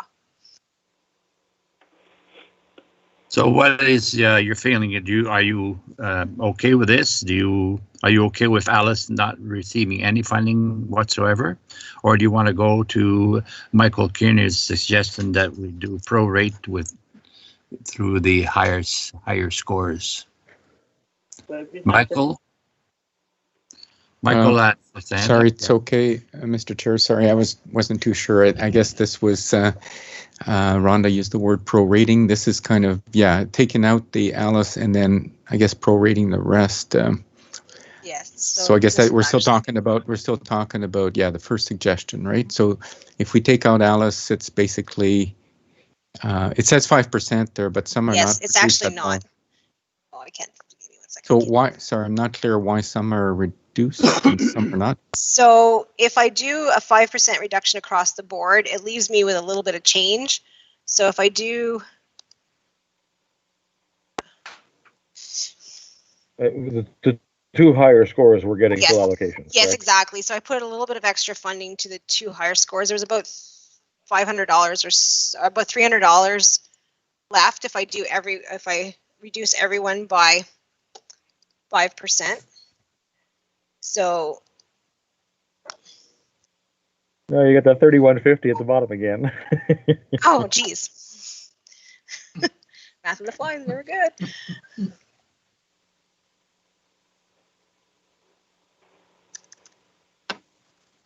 Okay, there we go.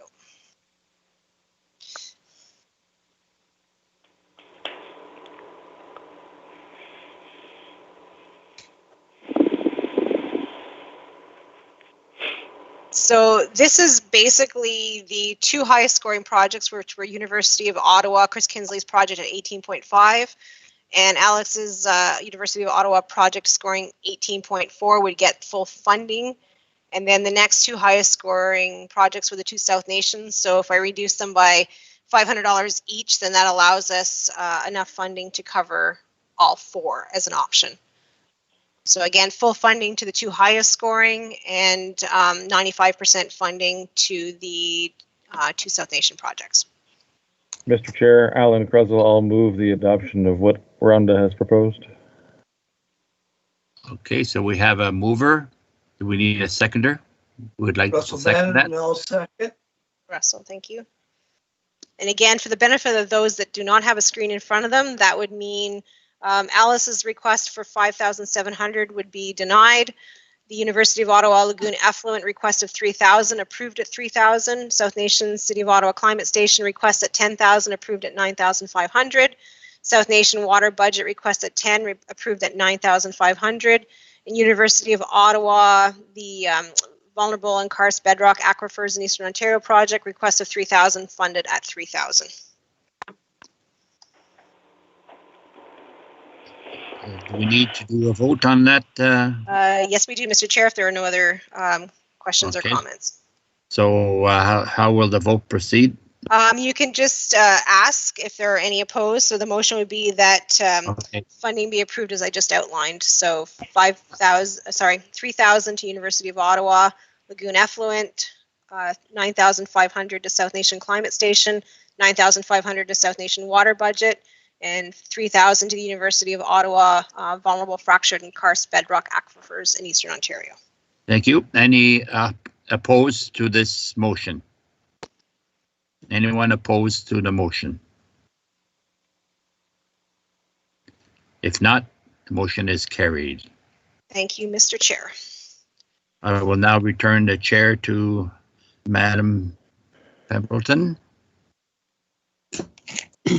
Oh. Are you there, Jackie? Yeah, I'm here. Thank you for covering that for me. Did you have a nice nap? I listened.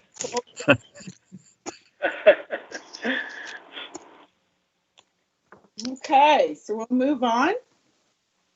Thank you again, Ray, for covering that aspect as of my conflict.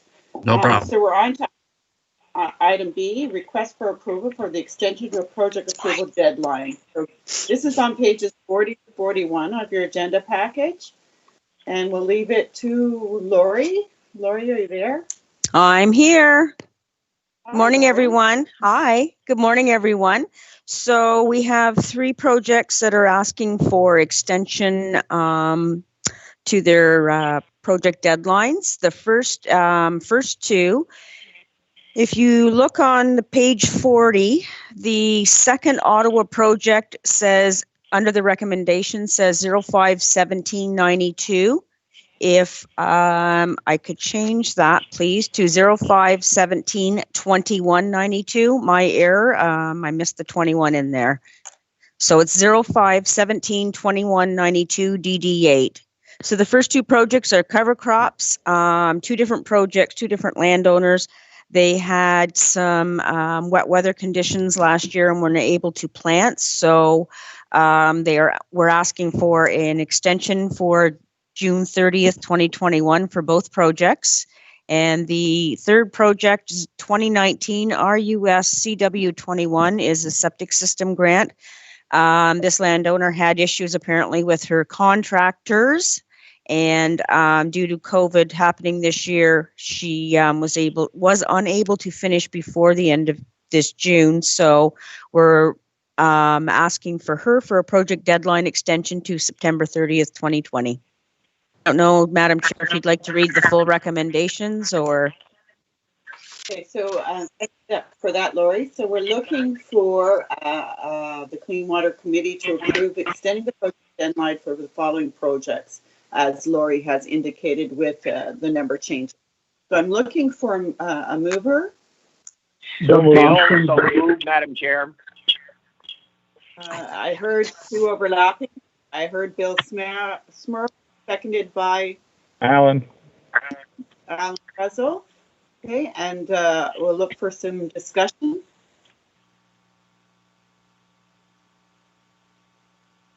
Seeing no hands up or anyone for discussion. Anyone opposed to the motion?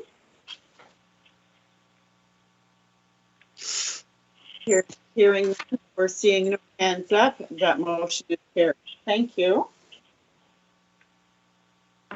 On to item number C, the Ottawa Rural Clean Water Program project applications. This is on page 42 of your agenda.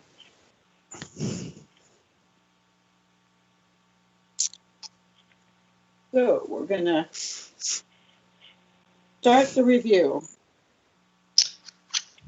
And just a reminder for committee, so the Ottawa Rural Clean Water projects are not scored, so it's a simple motion to either approve, defer, or deny. Thank you for that, Rhonda. Madam Chair, this will be Andre's project. Okay. Thank you, Lori. Andre, are you there? Yes. Which project is that? It's on page 42. 42? It is yeah. A septic system. Oh, yes, yes. Laurie mentioned that this is under the Ottawa Clean Water Program. And at the time of my visit, which was on August 21st last summer, I could actually see some seeping coming through the lawn, the grass at the back. This is a family of 6, 4 kids and the parents. And at the time of my visit, they were saying that they had real concern about the septic system. And at first, they had contacted a contractor, which I don't know what happened, but anyhow, they were not able to get an estimate. So that's why they were not able to present this project. We were not able to present this project at the November meeting. But since an estimate came from a different contractor, and that's about basically the background of this project. Okay. Any questions for clarification from Andre? Tara, you have a question? I do. I was just wondering, thank you, Madam Chair. I was wondering if this property how near is it to a water body or creek or stream? I don't think it's very near. I don't recall exactly, but I don't think it's near, no. Is that not, do we not require that for Ottawa Rural Clean Water for the septic repairs? I may be speaking out of turn, but I thought that was one of our criteria. You are correct, Tara. The criteria is that it needs to be within 50 meters of a surface water body or within a source protection WAPA, wellhead protection area, or intake protection zone. Rhonda, okay, is there a possibility you could slap in the address for this for clarification? Just 1 second, Lori's bringing me the sheet.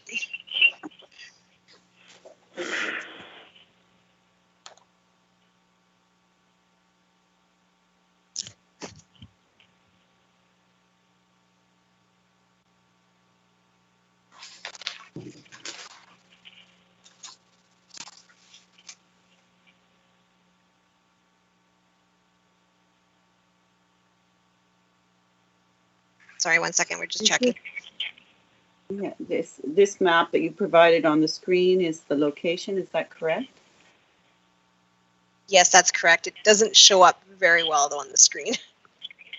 No.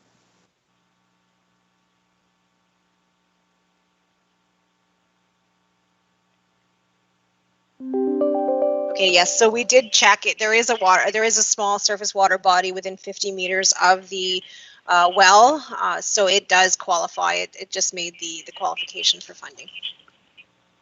Okay, thank you for confirming. So seeing no more questions, is there another question? I'm looking for a mover to approve. So moved, it's Alan. Thank you, Alan. Seconded by? Kara Redpath, I can second.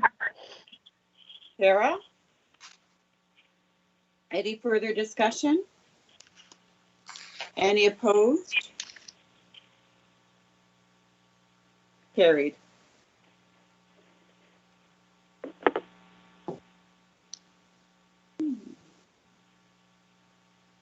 Next item. So we're on to number, so there's no other Ottawa Rural Clean Water Program presentation project, That is right, correct. Rhonda? That is correct. Just wanted to clarify that. On to item number D, which is summary of Clean Water Program application. So Rhonda, that's on page 43 to 44. Thank you, Madam Chair. This again is an information only report to summarize the applications coming in for your review today. We do have 19 projects. As per our guidelines, we will review each project and score them. Only projects achieving a minimum score of 21.5 will be considered for funding at this meeting. Any projects scoring between 15.0 and 21.4 will be placed on a waiting list to be considered later in the year if funding is available. And any project scoring less than 15.0 will be denied on the basis that is considered low priority. So we do have, again, $60,000 available in the budget for allocations.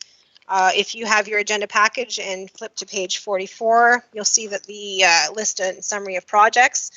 Just a correction, I missed $1 on the cover crop. So 2020 NAT CW 13B, partway down the table, the cover crop request should be an even $1,000, not $999. Missed a penny there. So total projects coming before you today are requests in the amount of $81,614. Again, we have $60,000 available, so we do have more requests and available funding. So we will review the scoring once we get through all 19 projects. So again, that summary is for your information. Okay. Thank you for that. Moving forward, start right into the Clean Water Program project applications, and that starts on page 45. And Renee, I believe you are up. Voilà, c'est d'appeler sur le programme, sur l'autre téléphone, c'est facile d'arrêter. Ta tablette? Non, c'est moi, c'est le programme, téléphone, c'est. Renee? Yes, good morning. Can you hear me? Yes, we can. Okay. This is a dug well just east of the village of Finch. The well has not been used since the village of Finch brought in village water. And that is the reason why on the scoring sheet, out of a total of 5 for distance to the nearest well, there is no nearest well. So that's why the project has scored so low. And of course, I did not do a site visit.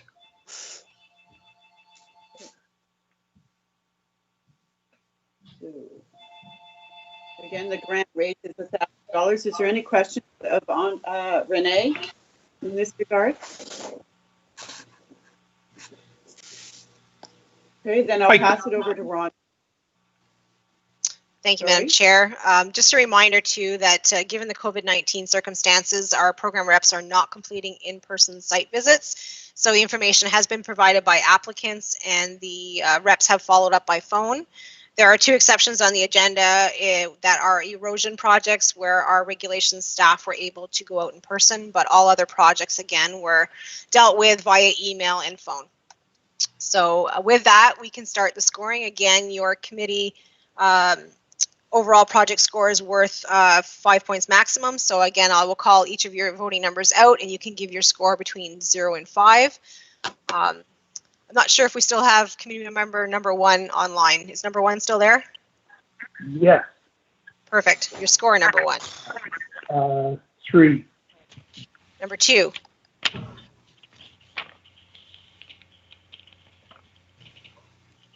Number 2, you're still muted.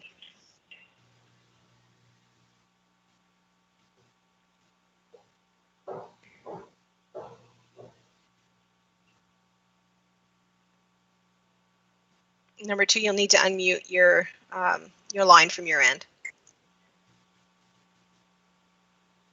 I can see your video, number 2, so if you, oops, I just lost your video. Okay, I'll come back to number 2. We'll go to number 3.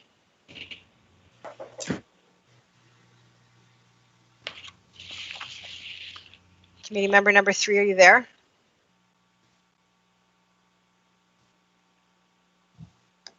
Okay, I'll come back to number 3. Number 5.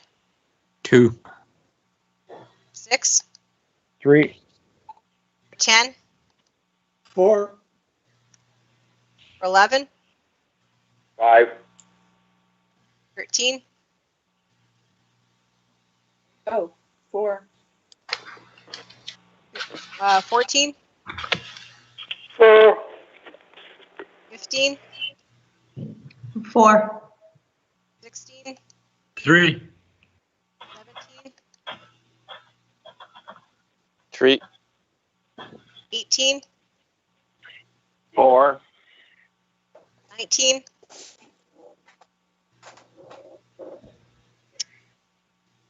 Is committee member 19 still on the line? I think we may, no. Okay, so I'm going to go back to number 2.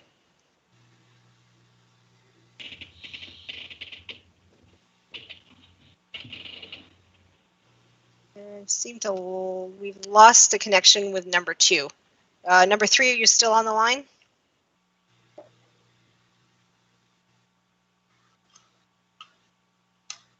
Committee member number 3. Hello? Yes, your score number 3.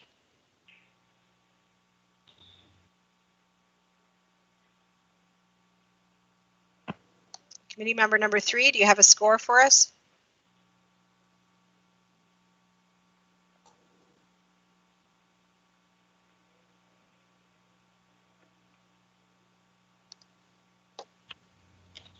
Okay, I'm going to highlight these and come back if we get reconnection. Can proceed to the next project, Madam Chair. Back to my agenda myself. So this project is presented by me. It's on page 46, and it's a new manure storage. So the manure currently is on a pad and air pumped from the barn. The manure is spread spring and fall, and they'll do a third spread on hay. So the issue, as you can see from the photographs, is runoff close to the barn, and this farmer wishes to do a better setup for better management of his manure. The water course is close to the caster and the municipal drains, as indicated on the report and in the diagram as I have. What he's proposing to do is install a new storage. So he's doing a concrete floor wall design to be determined, and he's working with OMAFRA on that. He's changing the location a little bit to the north, and he wishes to continue with the semi-solid manure as he does his own equipment to land by. So he does not want to change the manure type to a liquid system. He's going to continue with a semi-solid. So that's where he's at. I was able to do a site visit. This was last year, so. I have a question, Madam Chair, if I may. Sure. Semi-solid. So what kind of a storage are we proposing? So concrete floor with sidewalls, more or less. Okay, and then what are we dealing? How are we dealing with the runoff? Just it says flow path. That is what I believe is the intent, and because he did not have a design with OMAFRA at that time, so I can't 100% answer that. Okay.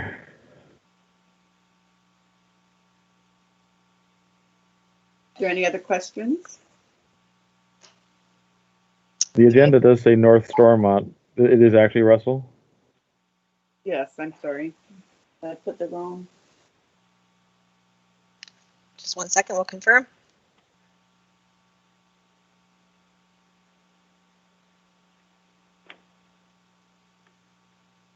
It is Russell. Apologies. The the NST on page 45 is incorrect. Right, it is Russell. Oops, sorry, I'm on the wrong page. Yes, there. Okay, we can go ahead and score if there are no additional questions. Again, from 0 to 45. Another question from Terrence. Go ahead, Go ahead, Terrence.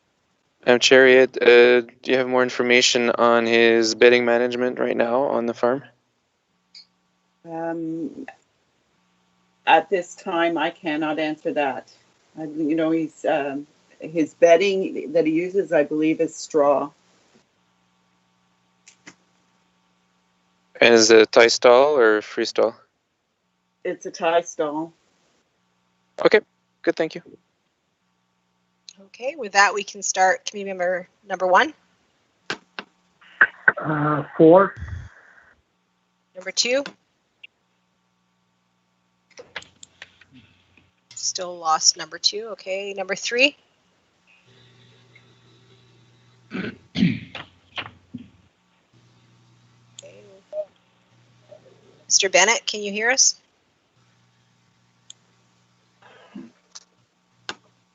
Okay, I'll come back. 4. Oh, 4, perfect. 4. Got you. Number I 5. think 3 on the first.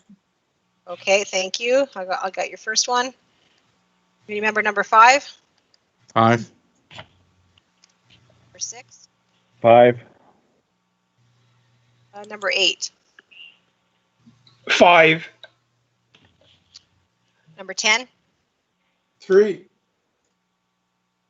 11. 5. 14. 5. 15. 5. 16. 5. 17. 5. And 18. 5. Did I miss anyone? Okay.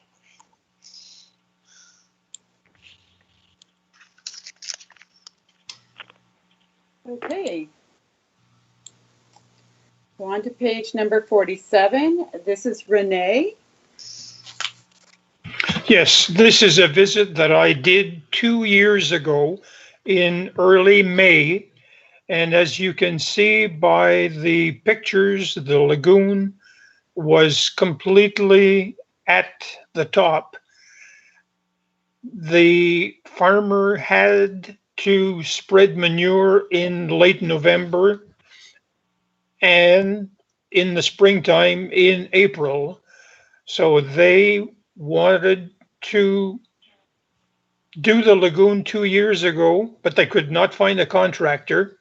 And then I didn't talk to the owner last year, so I don't know. But now this year they have a contractor lined up to do the lagoon in July. They have 90 milk cows, a total of 103 cows, and 400 acres of land. And it is liquid manure.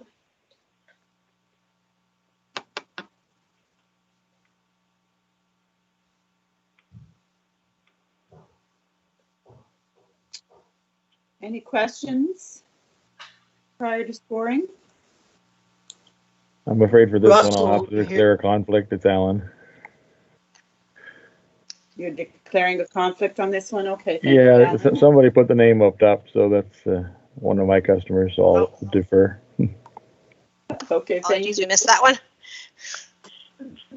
Russell, here. That answers my question if there is a strategy, so I think there is a strategy. Thank you.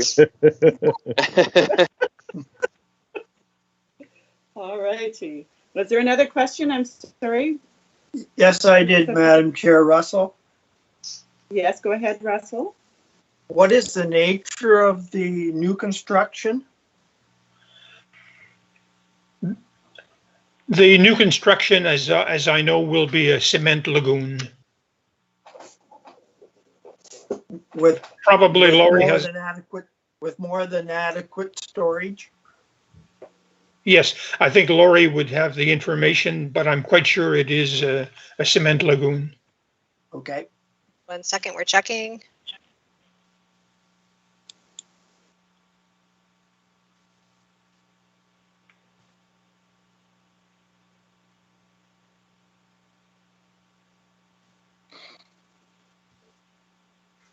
Okay.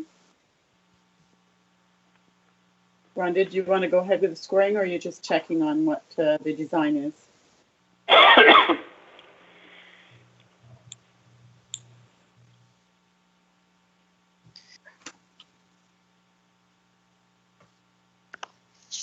It's a concrete storage is what's proposed.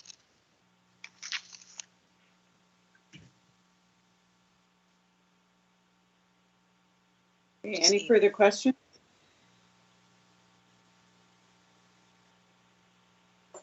It should have over a year's worth of storage.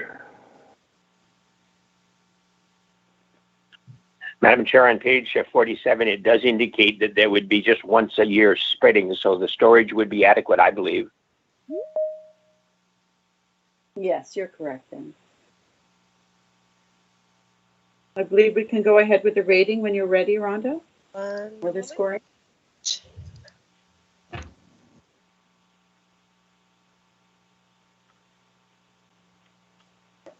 Okay, so committee member number 1. 5. Number 2. Committee member number 2, are you there? I think he's left the building. I'm still seeing him, but he's muted. Maybe Okay, I'll he go. could just put his fingers up. I can't see his video because he's muted. Committee member number 3. 5. Number 5. 5. 6. Oh, sorry, 6 is in conflict. Give me 1 second. Number 10. 4. 11. 5. 13. 5. 14. 5. 15. 5. 16. 5. 17. 5. 18. 5.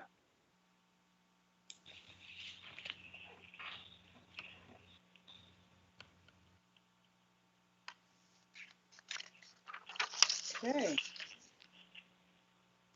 Thank you, everyone. We're on page 48. Correct me if I'm wrong, Rhonda. We're still. Yes, yeah, we are, Madam Chair. Okay, so it's a well decommissioning. This is pretty straightforward. The well has not been used and in the middle of a field, and they plan to dig down and plug and cut off the well. I'm just going back to the photos. You have them up there? Or? Yep. So as you can see, it is that surface level right now open to the elements. Any questions in this regard? Are they really cropping right over top of that? Yes, absolutely.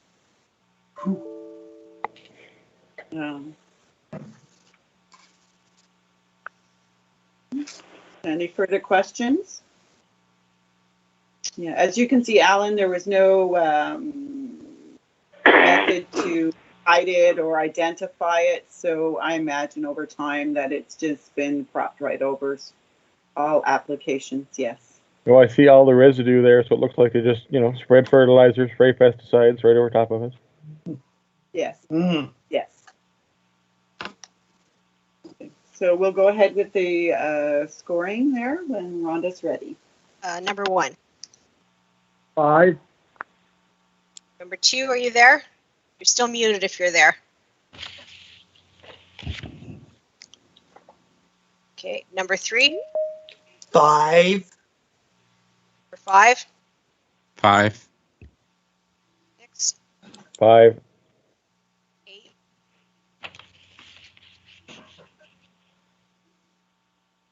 Number 8. 5. Number 10. 5. 11. 5. 14.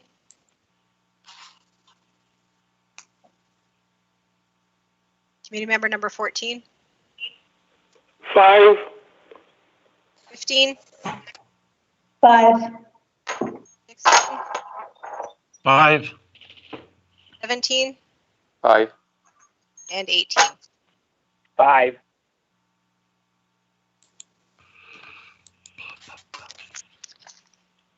Okay. So this one, page. Madam Chair, are we getting the numbers, the ratings as we're going along as for the totals, or are we getting them at the end? I was going to summarize for you at the end. I can give them to you if you'd like. Just as we. Okay. I kind of like them as we go, but I don't care. It's up to you. Thank you. Bye. I'll step back then. The first one, if you have the table handy on the summary report, was 3.5 average score. And I'll give you the total for each project. I have that at the bottom of my screen. I just can't see it right now. 4.7 was the second committee score. The third was 4.9, and the last one was 5.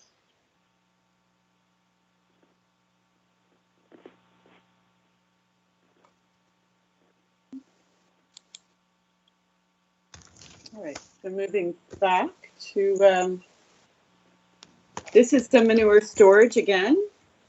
So the existing situation, as you can see, I did not actually do a physical site visit, and the projects were provided by the landowner. So as you can see, the manure storage is in quite a disrepair. With the pictures, you can see that it is full to capacity, and that they have some runoff issues.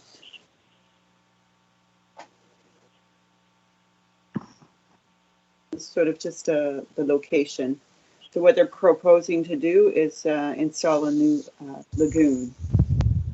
It's just beside the existing that will give them enough capacity for storage as required per regulations.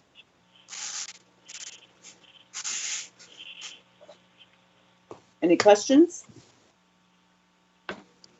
Jackie, it's Andre. Are they going to retain the old storage? It is my, I cannot confirm that, but it is my thoughts that they're going to decommission, but that would have to be confirmed. Okay. And it also could be a requirement of funding. Any other questions? Okay, we'll go ahead with scoring. You're ready, Rhonda. Number 1. 4. Number 2. I'm still seeing you, but can't hear you. Your line is muted. Okay, I'll go on to number 3. 5. Number 5. 5. 6. 5. 8. Number 8. 4. Number 10. 4. 11. 5. 14. 5. 15. 5. 16. 5. 17. 5. And 18. Number 18.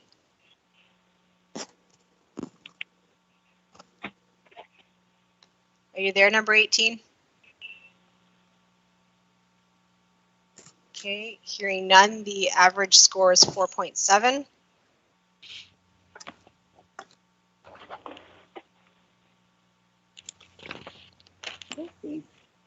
On to page 59. No, 50, sorry. So this one is Andre's? Yes, it is. Yes, this is a large cash crop operator, very close to the Larose Forest, which basically the same type of soil as the Larose Forest, which is light sandy soil. And this creek is the cash crop, mainly corn, beans, and quite a bit of potatoes, approximately 600 to 700 acres of potatoes.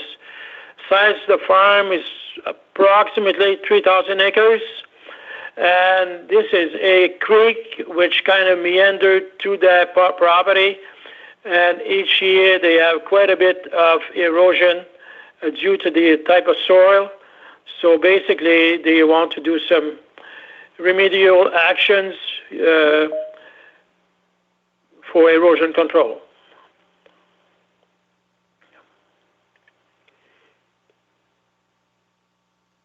It's a natural creek. Was there any questions? Yes. Andre? I'm just wondering if the. Hello? Hello? Go ahead, Lawrence. Yes. Yeah, I'm just wondering if they will stop cropping right up to the edge of the bank. Oh, okay. I should have mentioned that because there is another application. I believe it's the next one.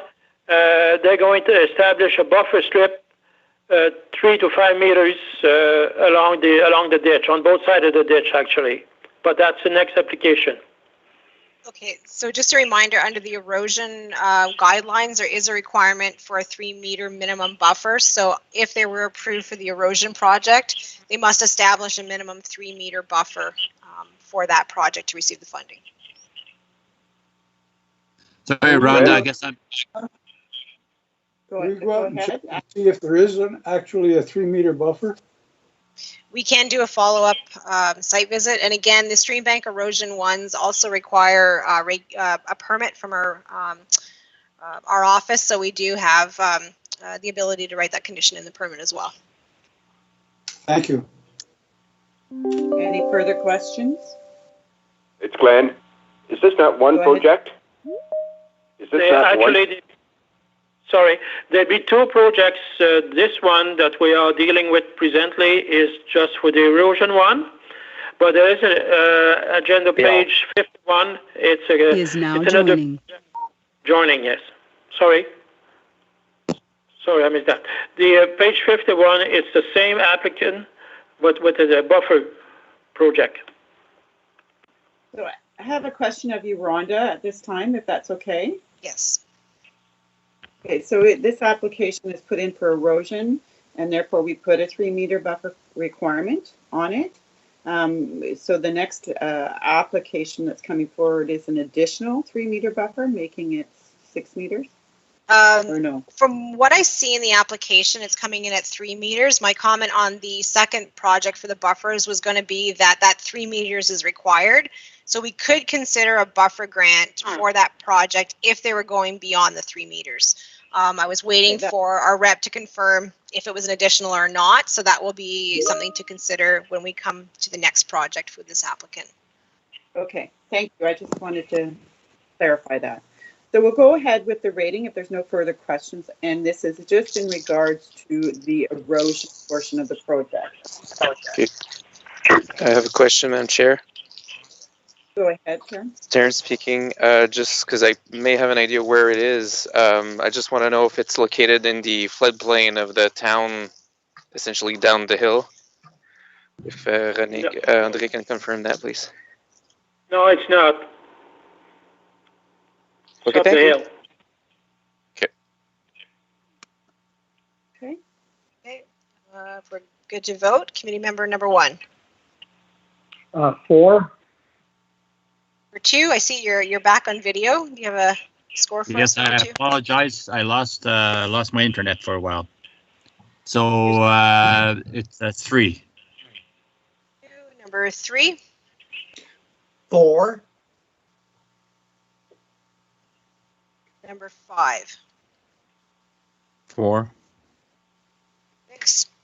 4. 8.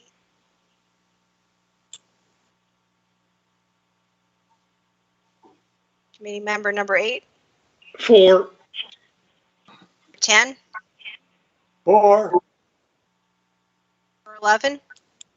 3. 13. 3. 15, 4, 16, 4, 17, 4,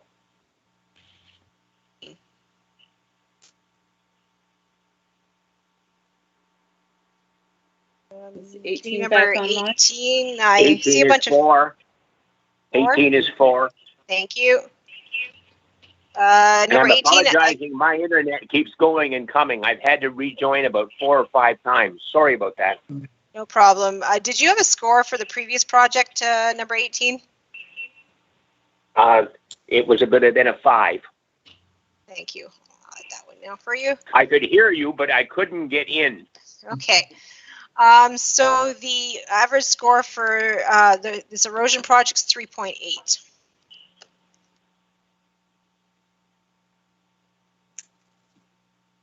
Okay, Rhonda, 19 is back with you guys. Thank you. Welcome back, number 19.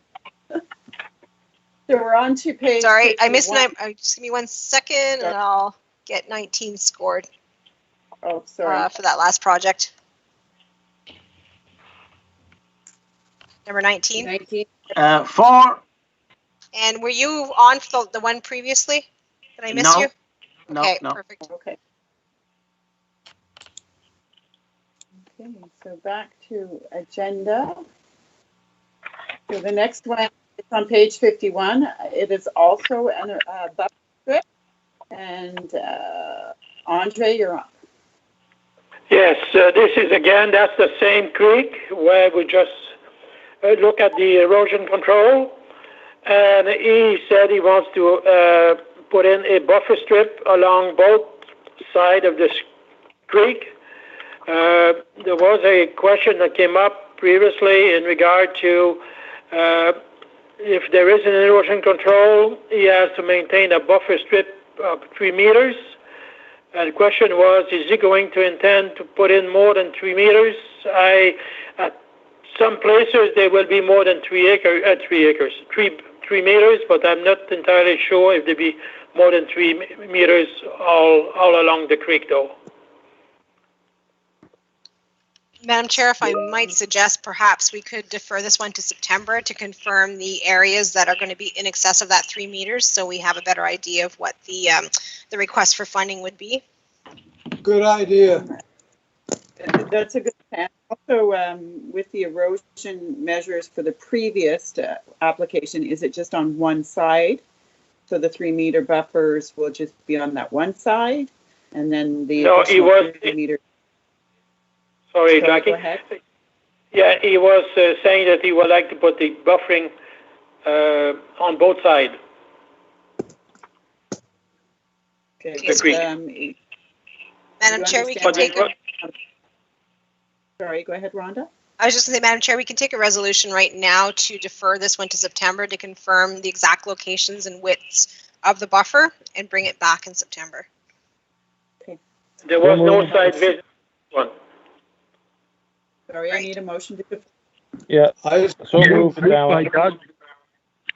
So I have Lawrence moving. Second by Alan. Seconded by Alan. All right. Further discussion. We just want to check the grant rate. Is it 50 or 100? Because we seem to have. It should be 50% the buffer. Okay, so the grant requested is not 5,000 then, right? If the project cost is only 4,200. That is correct. And again, we're not sure if that 42 includes the 3 meters that's required on the erosion, so we'll confirm that as well. Right. Okay. Okay. Anyone opposed? Hearing none, we'll move on to the next.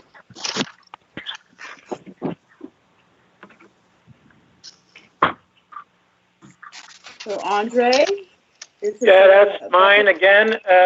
That's 52? Correct. Is that the one? Yes, on page 52. Yes, okay, very good.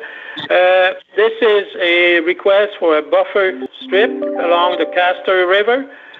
And this person said that he preferably he would like to put a buffer consisting of trees and shrubs. And there's a kind of a map that you can actually see with the different dots of different colors, where the different trees and shrubs will be planted to create the buffer.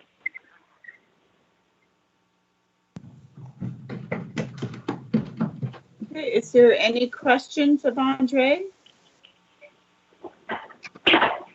Glenn here.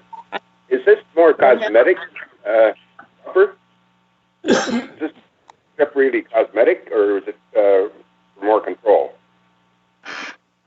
I missed that, sorry. Is this? Can you repeat that? Is this proposal, is it really a buffer strip, or is it cosmetic to improve the property? No, this is a buffer strip. Andre, do you know if he's working with Plantation forestry staff, right tree? Sorry, I missed that, Jackie. Can you repeat that? Do you know if this landowner is working with South Nation Conservation Forestry for the selection of trees is appropriate for buffers? Yes, he did. Okay. Jackie, I'm just wondering how long this buffer strip is going to be. The distance? Just a second. Let me go back to my note.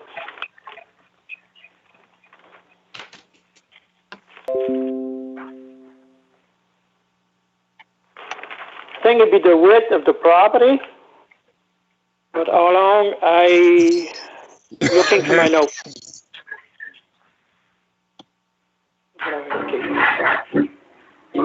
So, 300 feet. 300 feet. Yes. And the buffer width, do you know? No, sorry, it's not 300. It's 1,800 feet. Buffer width? No, I don't. Downstairs, but I'm going to be live all the time. So if everybody heard that, the buffer length is 1,800 feet, and at this time the width is unknown. Okay, thank you. Okay, so we'll move ahead with screening if you're ready, Rhonda. Yes, I am. Number one. Committee member number one. 5. Number 2. 5. Number 3. Number 2 is Sorry, number 2. 3. Okay, number 3, are you there? Yes. 3. Yes. Number 5. 3. 6. 2. 8. What are you giggling at? Number 8. 2. Number 8. 10. 10. Number 10. Number 10. 3. I'm getting feedback from someone's line, so can you check if you have a computer that you're muted?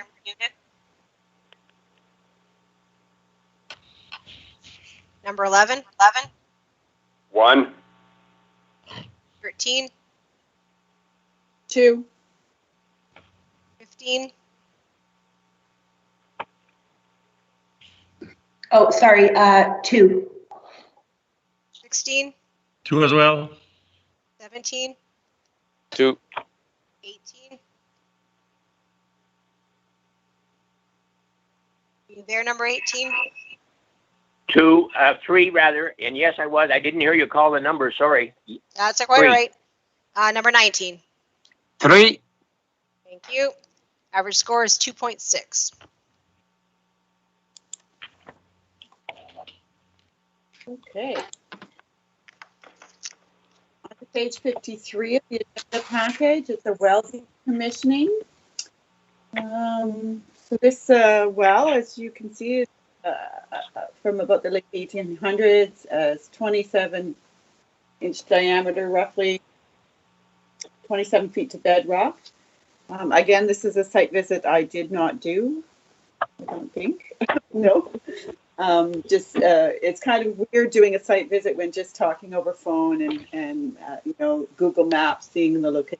So it is a new world to do a site visit in. So the water tested of poor quality. and he's attached a water test to that. So he's proposing to decommission in accordance to Regulation 903. And he's also drilled a new well. Any questions?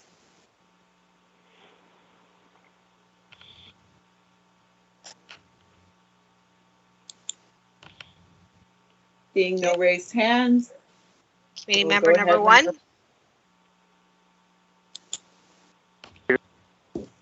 Member number one, are you there? With three? Yes, you. 3. Number two. I can see your video number two. If you want to hold up fingers, I'll count for you.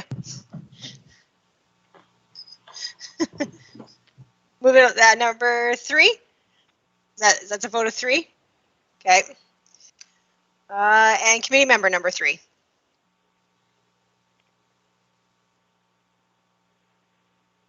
Committee member number 3. I'll come back. Number 5. 5. 6. 4. 8. 4. 10. 3. 11. 5. 14. 5. 15. 5. 16. 5. 17.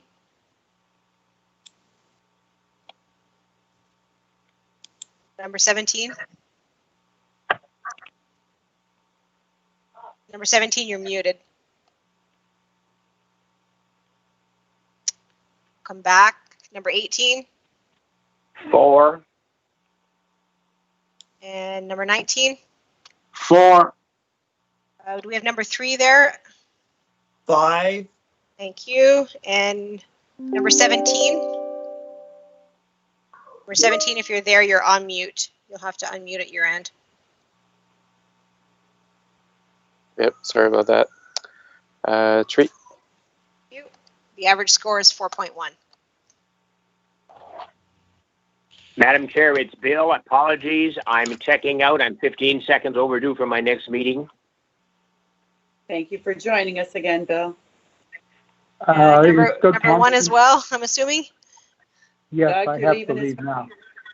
Yeah. Thank you. Bill. Okay, thank you.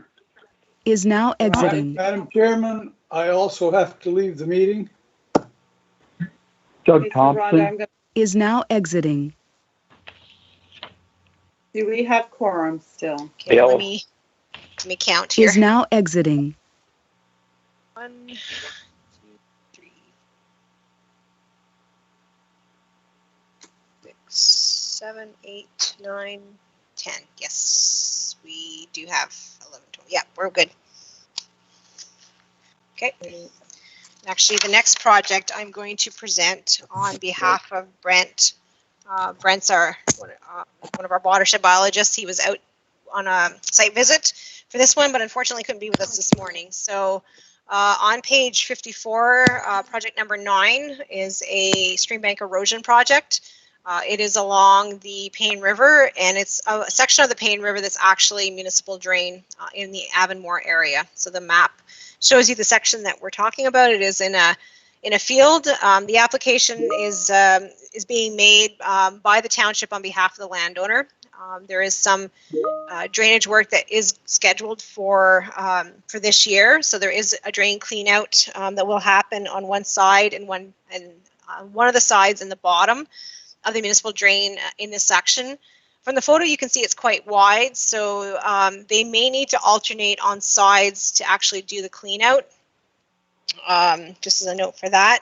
It is a Class E drain. As you can see, there is substantial erosion occurring, so when they do the clean out, they would like to repair the erosion and then establish again that 3-meter buffer. As you can see, it's pretty much cropped to the edge right now, which is not helping the situation. So the landowner will be putting in a 3-meter buffer, and the drainage superintendent's actually going to encourage in some areas where there's significant erosion a wider buffer width. So I have let them know that there may be a potential if they're beyond 3 meters for additional funding, either through our program, and it may also be something that would qualify for Ontario East Alice. So I've passed that information along, but today we're just dealing with the request for funding for erosion.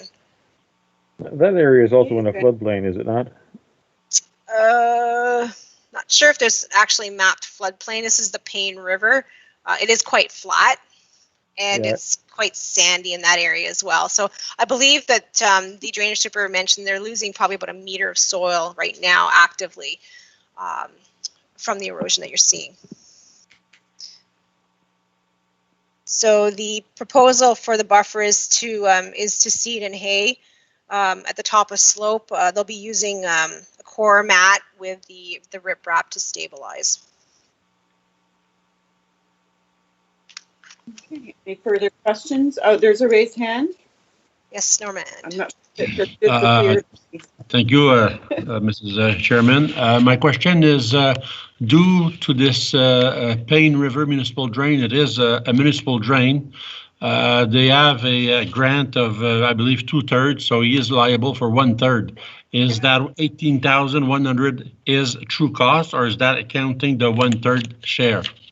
That is the estimate I received from the municipalities. So on municipal drains, because we have so many in our watershed and they do have a lot of erosion, they are still eligible for funding for stream bank erosion projects. We work in conjunction with the drainage superintendents. This is a bit of a unique situation where normally the landowner would apply. In this case, it's the municipality applying on behalf of the landowner. So that is the cost to repair that section, and it is something that would be eligible under the program. I also see a raised hand. Oh, sorry. Okay. Sorry, go ahead. Me? Yes. Okay, so is that the 1/3 or is that the full cost? It's the full cost. Yes, Laurie's nodding. Yes. Thank you. I see Francois' hand up as well. Yes, okay. When I seen the pictures and the description of the project, I do not have too much sympathy when the farmers are cultivating right up to the edge of a municipal drain. There are best practices or even laws saying you got to keep a certain distance from municipal drains, but I know municipalities do not enforce them. Anyway, I will be quite severe judging this one, numbers. Any other further questions, comments in this regard? It may be a follow-up to Norm's comment about the 2/3 funding. If they're applying for us to pay our share on the whole cost, which is going to be pretty close to 1/3, and then they're getting 2/3 back from the province, there's virtually no cost to the township or the landowner. Rhonda, is that something that perhaps we can follow up on? Yes, we can. I'm not 100% sure. It's coming in, so the work may not be, the erosion control piece may not be going through the Drainage Act. We've seen that before on smaller stretches where instead of putting it through the Drainage Act, landowners have applied for erosion funding, which is allowable and again done in conjunction with the drainage superintendent. So if there is questions on the 2/3 funding, I would have to get back to the committee on that. I'm not sure. We could defer this one if you feel more comfortable. Yeah, I would move to defer, please. Okay. I'll second that. Russell? Thank you. Russell? Anyone opposed? Seeing none? Any further discussion? Okay, we'll move forward. That motion to defer until we get further information.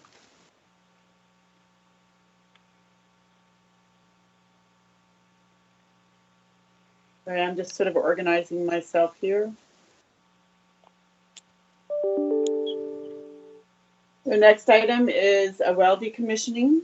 As you can see from the photos, I did not do a site visit there. It's a dug well. There has been water quality issues And as you can see, the well has been decommissioned. Any questions?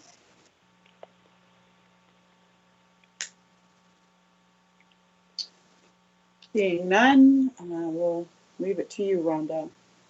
There's this one. All right, number 2.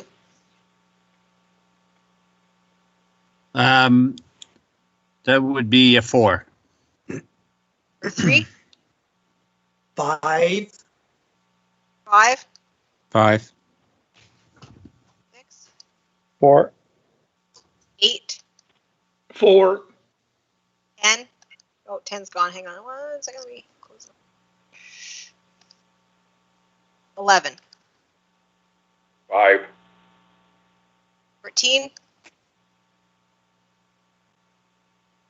Number 14. Did you say 14? Yeah, Yes. 5. 15. 5. 16. 5. 17.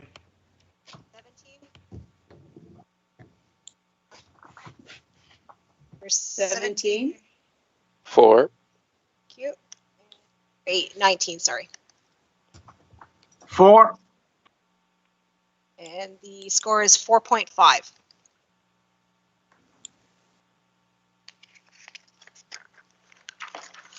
Okay, next item up is, so Andre, this is also a stream bank erosion.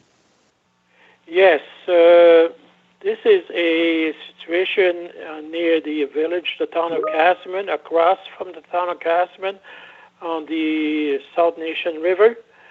And actually, I had a hard time. I did not do any site visit because we couldn't.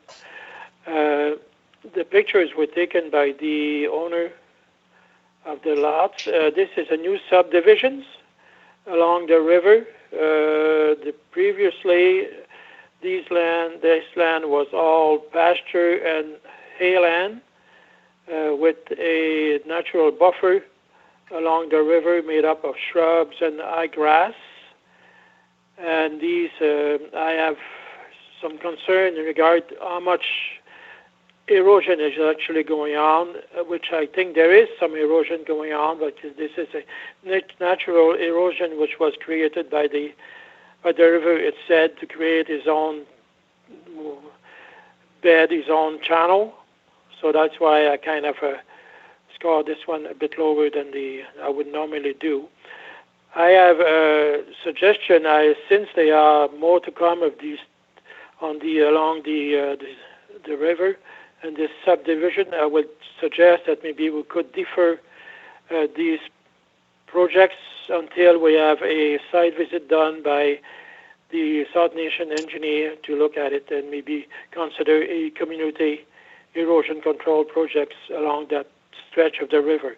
This is a stretch of the river which is straight. It's between the CN bridge and the bridge which make it access to the town of Casselman. There's not much water currents, so it's pretty calm all the time. And there's the dam downstream which control the water level too.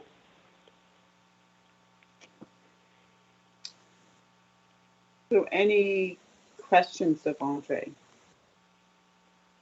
Glenn? Go ahead. I think Andre's suggestion of deferral and to have South Nation visit and maybe consider a community project. That's what I call it. I don't know how you want to call it though. Mm-hmm. Yes. If it's a series long there, that I would like to view it as one project and based on recommendation from staff.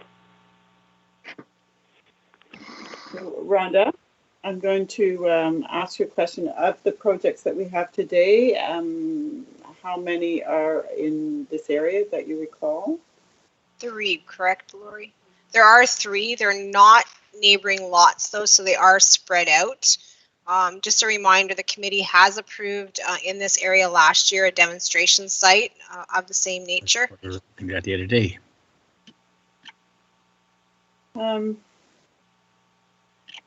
There's Rhonda, there is 3, and I understand that there is another one coming in for September on the same Yes, stretch. we don't have the location. It's quite possible there is another one coming. I'm not sure if it's neighboring any of the ones that are in the package today. We did check. Right now, the 3 that are in are not neighboring lots. It would be my suggestion is that we take a look at them in, because they're not coming in side by side or so on, and then we go through the rating as intended. I'm just looking to see if everybody's going that. The rating will prioritize this discussion. I put my rating on this one fairly low because if you look at the second evidence of erosion, I kind of I was puzzled. I think it's there is erosion going on, but I don't think it's severe compare it to other erosion program that we had, project that we have. Okay, thank you. Any further discussion? Excuse me, Madam Chair, Russell? Yes. Go ahead, Russell. Yes, it was mentioned that there was a natural buffer there of shrubs, grass, and whatnot. Was that removed by the developer or the subsequent landowner?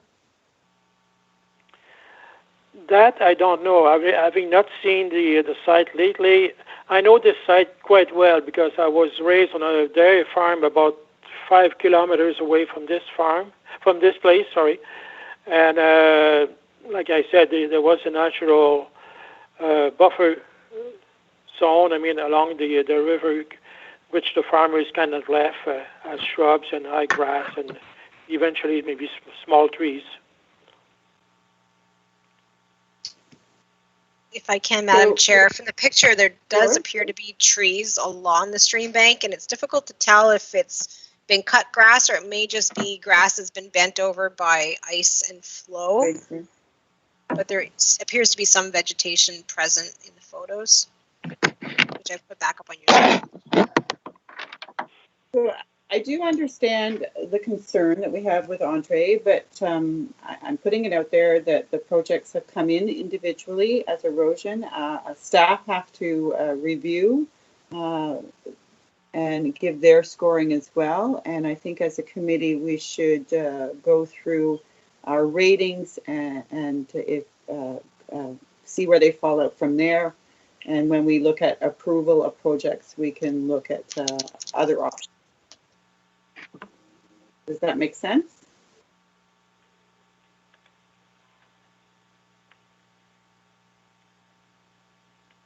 Being no opposition to that thought process, I'm going to put it through Rhonda to rate these projects. We'll start with number 2. Poor. Number 3.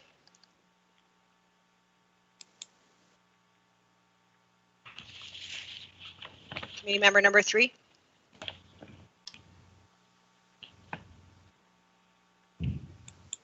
I'll come back to number 3. Number 5. 3.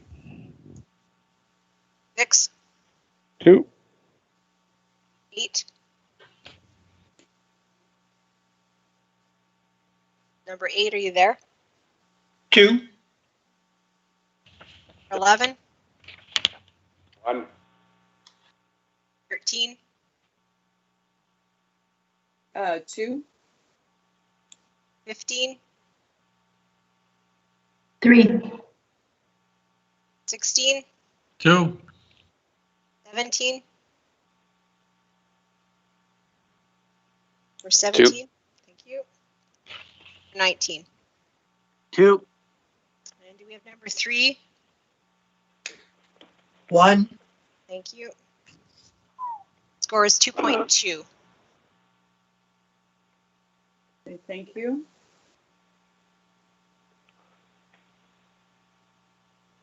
Next one is page 57. It's a well decommissioning, and we have Andre up. You're up. Yes, this looked like a very beautiful well along a public road.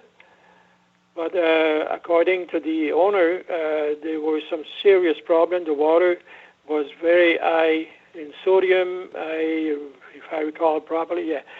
The sodium was 3,300 part per million, which normally the norm is around 200, which I think is maybe fair. So they were not able to use this well, and a new well had to be, I believe there is a new well which has been dug since. Any questions of Andre? Seeing no raised hands or, oh, Michelle, go ahead. Oh, sorry, I'm getting some kind of, am I the only one getting some kind of lag? And I didn't hear Andre very well. I don't know, maybe it's just my end. I think I'm having problems, but just checking. Come again, Michelle? What was the question? Just like you can't hear me very well, I couldn't hear you very well, Andre. So I'm just hit. I didn't hear the report very well, and on my screen I don't see it either. So I don't know. I was just checking to see if everybody is having the same issue or just me.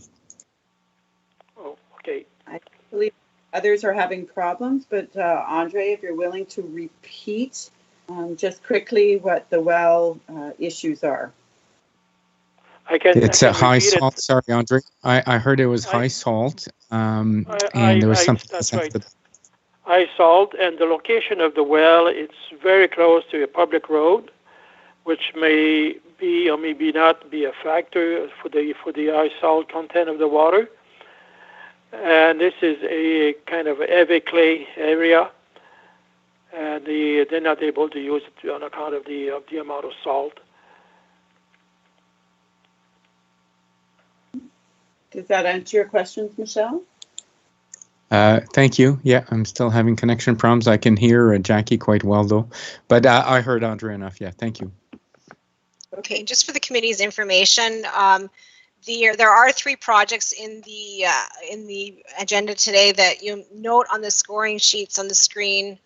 In the deck I submitted that there is no subwatershed health score. So this is part of our new jurisdiction where we don't have sufficient data to actually give it a watershed health score. So what I've done is taken a conversion of the points and converted it to a score out of 22. So you'll see that on this one and 2 other projects that are in an area that we do not have subwatershed scores for. So that's just a note on the score conversion. Okay, thank you for that, Ron. So we can go ahead. Sorry, Sarah has a question. Yes, thank you, Madam Chair. I just had a question for Andre. I'm just curious if he knows whether the new well that was dug has similar sodium issues, or if it seems to have resolved the problem by having it further away. I had a good discussion with the applicants, and he said that with the new well, at this time there is no sodium problem. So, and if I don't know if you can see the sketch, the new well is quite a bit further away from the road, and it does respect the distance with the septic bed too. Okay, very good. Thank you for that. Okay, seeing no other questions, whenever you're ready, Rhonda. Okay, committee member number 2. 5. 3. 4. 5. 4.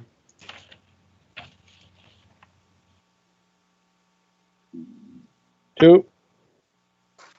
8.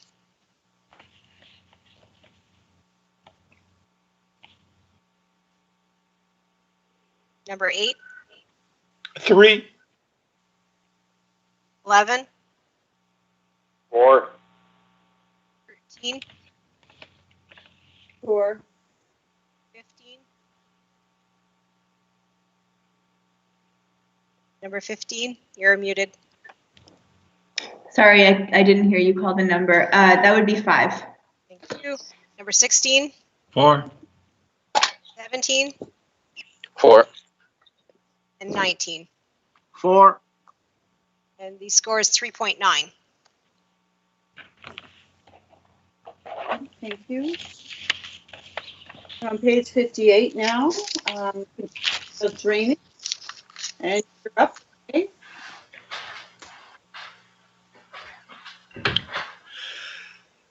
This is a site visit that I did not do. There are 3 different applications from the same landowner.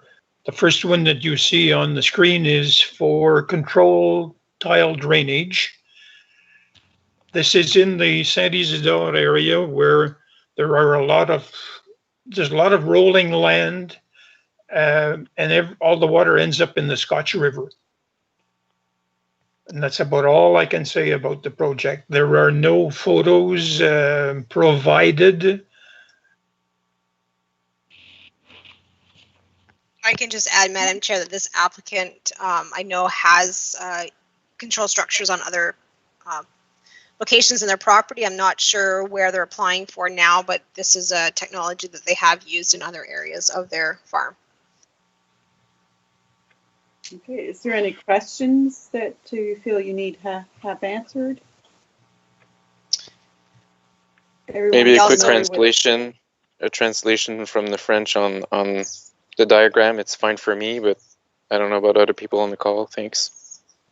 We'll appreciate that, Terrence, if you want to go ahead with that. Oh, I can. Oh, thank you. So it seems that the top part of the diagram, it says, so West Bank, and it says Scotch River, 40 feet slope. And then underneath, it'll be 150 feet, and then it says de la rivière, so from the stream. And avaloir est sortie de drainage en escalier. So avaloir is like the sort of catchment area. I imagine where the Hickenbottom would be, if it's that, or if it's just riprap. That I'm not sure. That I'd like to ask more information from the project. And then says sortie de drainage en escalier. So he says that it's gonna be stepwise. So I don't know what's the slope. It usually you have to specify the slope. That's for the exit for the drainage. So it's gonna be like the outlet of the drain. It's gonna be carefully done. But I don't know, that it seems that if there's a 40 feet slope and then there's another 150 feet wide, it's a lot of rock, or it's pretty steep. I just don't know how that's all going to be solidified. So that's what I would ask. Or maybe supportive pictures from another area that's quite similar, if that project proponent already did projects similar like that. Hope this helps. So am I hearing you a motion to defer this project to September until more information? Is that what I'm hearing? Yeah, I'll second that. Yeah, definitely. I'd like more pictures. I'll ask you to move it, and invite somebody else to second that, to defer the project for more detailed information and photographs of existing situation or proposed location. Yeah, I second that. It's Alan. Alan. Okay, anyone opposed? Okay, seeing none, this project is deferred to September with more information. Thank you. We're on page 58. So was there a question in there? Well, I'm just wondering how the controlled tile drainage structure was going to help with erosion control. Is that what? It's a little hard to read on their application, but water control, this will control the flow of water and avoid sediment outflows in the stream. So Alan, I'm going to ask if you could just put your questions to an email in regards to this project, as well as yourself, Terrence, so that staff is clear on what questions and the rep is clear on what questions need to be answered. Can you do that for me? Yes, and I'm also looking at the sketch, and I'm wondering, and we'll clarify this for September, if they're actually applying for a Hickenbottom, which is what it kind of looks like, which is not what we find under the controlled tile drainage. That's for the actual structures themselves. So we'll confirm that at the same time. Just what exactly are they proposing to do? Okay, thank you for that. Okay, moving on. Thanks. So, where are we? Page 59, Madam Chair. The same applicant, okay. but their cover crop. All right. So you're up, Renee.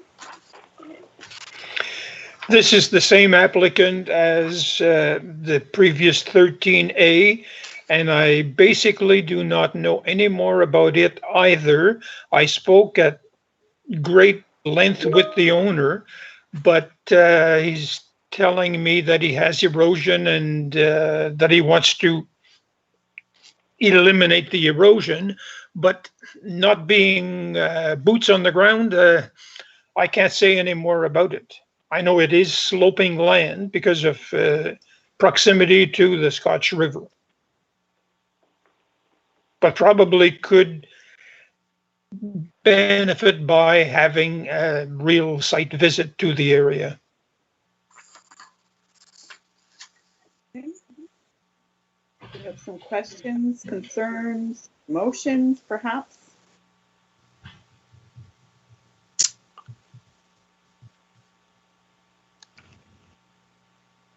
Is this committee willing to explore this on the limited information provided?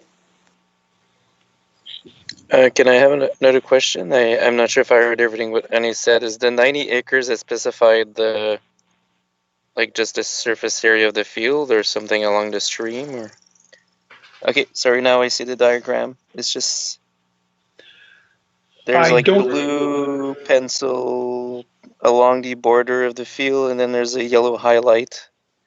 I don't know if it's just the surface of the strip or the surface of the field. Thank you. I don't know the answer to that either. Okay, so again, Okay, Terrence, I'm hearing some questions that need to be answered that are pertinent to making a good decision here. So again, would you like to make a motion to defer once more information is received? Yes. Andre, confirm. I think we need more information, like the previous speakers just asked.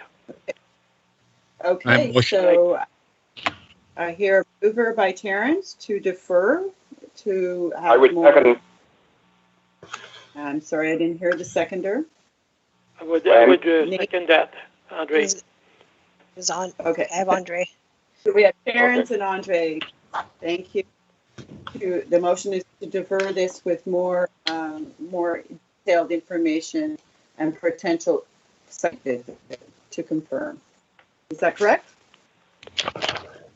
Yes. Okay. Anyone opposed? Seeing none, we'll move ahead. Thank you again. Back to it. We're on page 60. Again, Renee. This is a stream bank erosion. I assume that the landowner provided those pictures, but I don't know any more about it than I did 13A or 13B.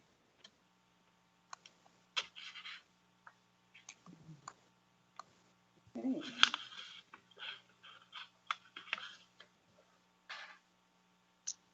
Rhonda, could you just go through the application? What details are on there? Yeah, can you bring me the estimate, Laura?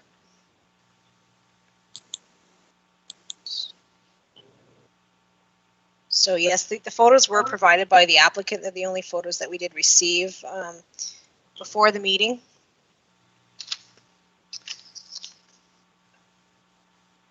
There does seem to be serious erosion, and I imagine they're proposing riprap, gabion, and geotextile. That's the estimate for the 25,157 before taxes. So I don't have any other information other than it will be riprap, gabion, and geotextile. Okay, thank you for that. It's Andre. Yes. Knowing the area and the erosion looks like a fairly good erosion, and the remedial actions using geotextile and riprap and imagine rocks looks like a a proper alternative to what he has right now for as a corrective measures. Okay, I'm going to include that. I'm going to assume that includes a resloping of the bank as well. So again, this project will require a permit from our office. Okay, so based on the information that's been written, the photos that have been given, if everyone's comfortable, we can go ahead and rate. I wonder if we shouldn't defer, Madam Chair, just because it is part of the other two projects as well that we have just deferred. If I'm not mistaken, it's all on the same piece of property. What they're It's all the same about. applicant. Yes.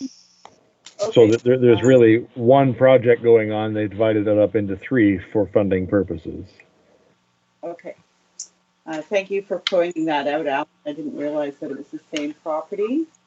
So yeah, it could be different fields, but we'll need to confirm that. So it's possible it's on the same location. So Glenn here, I would to defer. So Alan, you've made the motion, and Glenn, you seconded. I'll Is that second. correct? I'll second, yes. Okay. Okay. I saw a raised hand for a moment there, but is it still raised? Can you see it, Rhonda? No, I don't see it. No. No, I was just going to move the motion, but somebody else did. So an unknown raised hand just came up. Yes, that's me. In talking with the landowner, he had told me that he has, I believe, spring wheat. So he was planning on doing the erosion control in August, whenever the crop has been removed. So that is fine. In his letter, in notifying him of the deferral, he can proceed on the understanding that any conditions of the grant would still need to be met before we could issue payment if he is approved in September. So they can still proceed. They've initiated the application before the work was done. We'll bring back whatever information we have, and if they're approved in September, then they'll just need to meet any conditions that are on the grant. Okay, so the motion is on the floor to defer this one. Moved and seconded. Any those opposed? Seeing none, carried. Okay. So Renee, this is another stream bank erosion on page 61. Yes, this is not on the same land at all. This is near the Ottawa River. If you can give another slide or whatever where the comments are about the land use, because I don't have access to that. All I see is what's on the screen there at the bottom of that page. It's hard to read. This is large cash crop producer, 3,000 acres, wheat, corn, soybean, sandy loam, creek meandering in different fields. Yes, and I think somewhere I saw that there was a lot of slope to the land.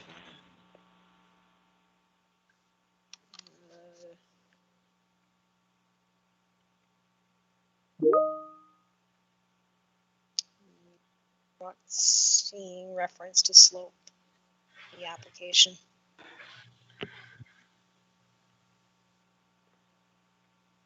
No, I see nothing in the application refers to slope as well. Does anybody have any questions based on the information provided? I don't know if I may. I'm in a conflict of interest on this one. This is on the Ottawa Creek, and it's the creek at this location. It's anywhere between 30 and I don't know. Can I comment? You can provide additional information. Yes. Yes. Okay. The creek at this location, it's anywhere between 30 to 50 feet deep at some places. And the flat, the land just beside it, above it, it's all flat land. going from the Highway 17 to the creek, to the Ottawa Creek. And you can see by the pictures there was some major erosion going on at places there. Okay. Thank you for that further information. Based on what's presented, we're comfortable going through a rating. I have an unknown raised their hand. Renee. Yes, Renee? the erosion project is for approximately 900 meters long. Okay, thank you for that. Any further?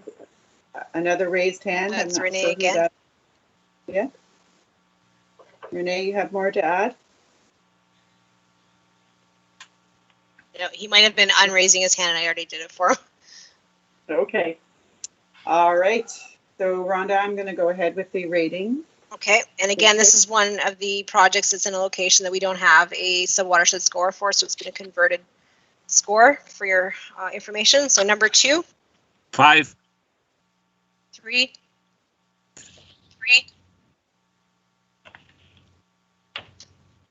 Committee member number 3. 3. Number 5. You're not here. I did hear you, thank you. I did hear you, thank you. 4. 6. 4.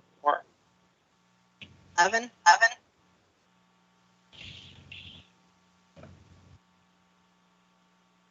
Number 11 might be muted. 4.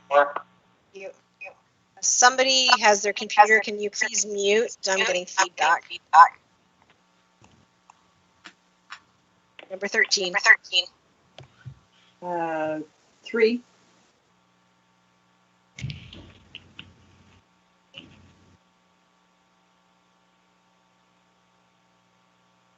Number 15.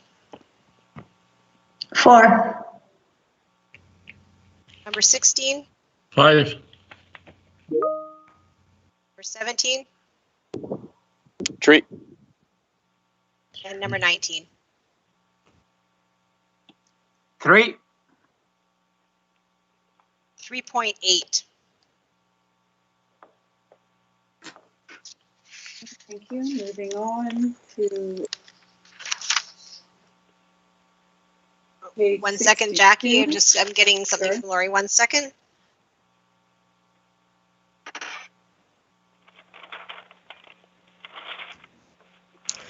Lori is saying that lunch is ready. Yes. Pizza lunch would be nice. You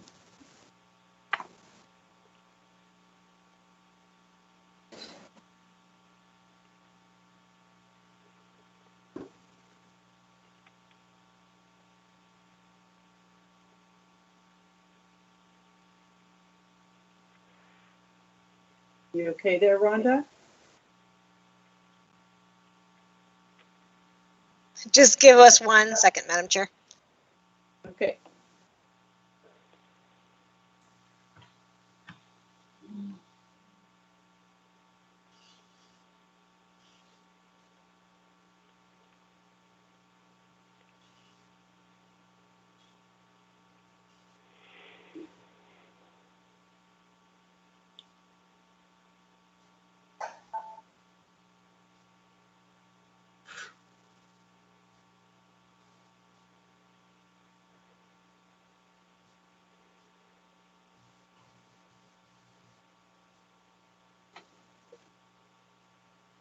My apologies, Madam Chair. Fieldwork calls. I'm going to have to go. Thanks, Alan, for joining us today. Have a great day, folks. You too.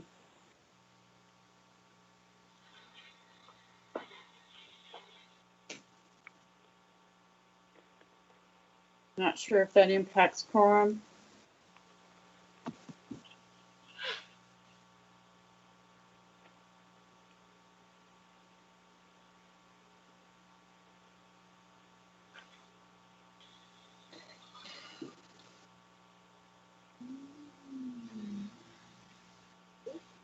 Sorry, too many files on the go. That's all right. Okay, so I have Alan leaving. Let me just note that.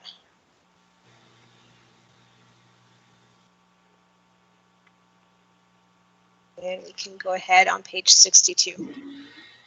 All right. So Andre, you're up. No, I believe that's, is this? No, I believe that's mine. That's Renee. Yes. Yes. These photos were sent to me by the landowner.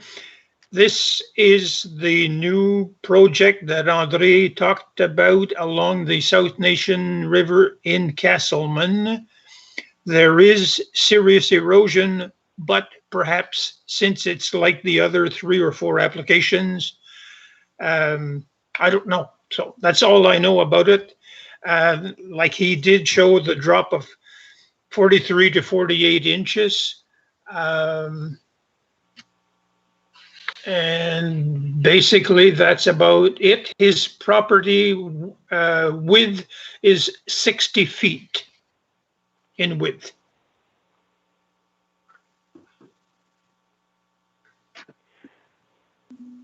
It's Andre. According to what Renee just said, if you look on the 3rd picture at the bottom, you can actually see where the side bank of the river, where there are quite a few shrubs at one location, which normally was, for most of the stretches, this was the condition of the riverbank before it was sold as individual lots. So as with the other one in the same region, I think that it will reflect out in the scoring as we go along. So I would go ahead and score. Okay, number 2.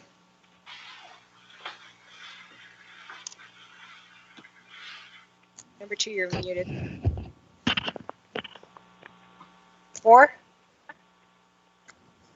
Okay, so 4 fingers there. Number 3. 4. Number 5. 3. Number 11. 1. 13. 2. 14. 2. 15. 3. 16. 3. 17. 2. 19. 2. 2.6.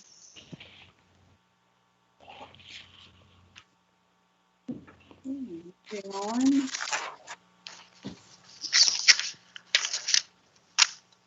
It is a stream bank erosion again. And I have Oh, yeah, that's Andre. mine. Yes, sorry. Yes, again, this is this is in a location where there's quite a bit of cash crop production going on. I don't know the name of the river. It's near Lake George, which is very close to the Ottawa River. And it's kind of a sandy, loamy soil, which I believe the owner crops mainly corn, beans, and wheat in rotations. And this is quite a large cash crop owner, approximately 3,000 acres. And he would like to do some erosion control along this creek. Is there any questions based on drawings? I have a hand up from Francois. Francois, go ahead. Yeah, okay. Renee or whoever's talking. I know that place. I've been down there before. There's been lots of tree cutting down there. Is that a problem of since he's cut a lot of trees? Are you talking to Renee or Andre? Andre, I think. Oh, sorry. I know there have been some tree cuttings, but I don't think this is the problem with the erosion. This creek has been there for a long time, and although it doesn't show, but I don't think there were tree cuttings right along the creek. All right, thank you. And again, they would be required to establish a 3-meter minimum buffer if they were approved. So seeing no more raised hands, or we'll go ahead with the rating. Okay. Number 2. 3. 3. 3. Number 5. 4. 8. 3. 11. 2. 15. 2. 15. 4.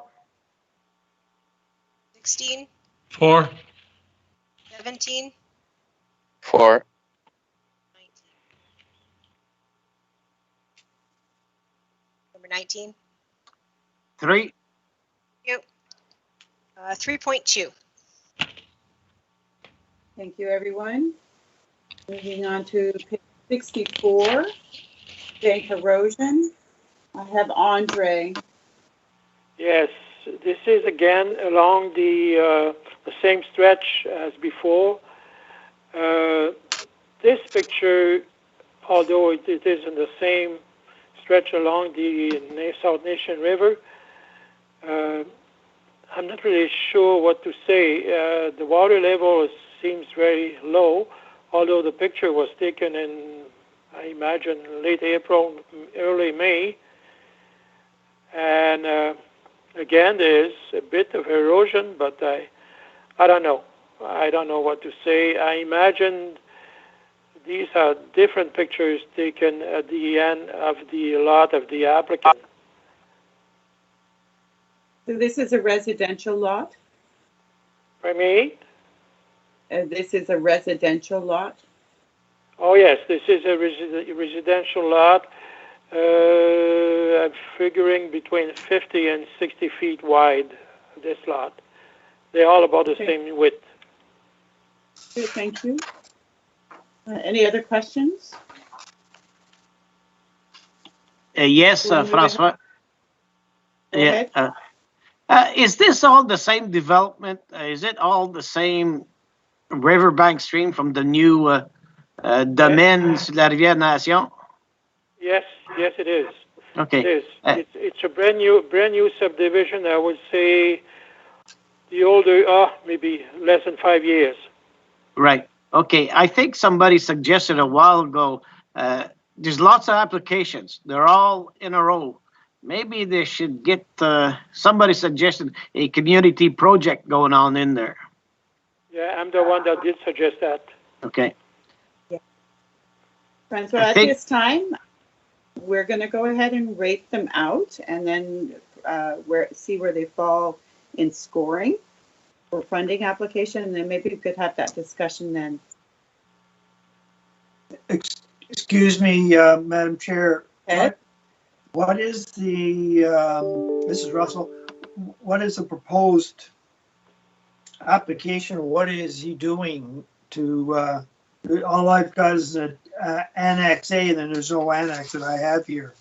Do you have the... Okay, this is a... the landowner, he has a lot of uncles, and even his parents were farmers. So the suggestion for this one would be he wants to use a farm equipment to do the corrective measures. I should go, if you want. I have the estimate breakdown if that helps. Okay. So we have riprap, gabion, and geotextile with grass seed, trees, and shrubs. So there is some backhoe and excavator work as well. So that's the 3,681. Again, it's coming in lower because the equipment operation will be done in-house by the applicant. Rhonda, thank you. I am seeing a drawing On the grant application, that one. page 64. Yes. So is that, so that's what he's proposing to do. I just wanted others to see. I kind of missed that. Jackie, can you repeat that? I said I just wanted Rhonda to put up this picture so others can see what the proposed project is with the geotextile. Okay. Okay. And again, as I feel with the other ones, we should go along and rate it and see where the scoring falls out in regards to these erosion projects. Okay, So if we're ready. Yeah. Number 2. 3. Number 3. 4. 5. 3. 8. 3. 11. 2.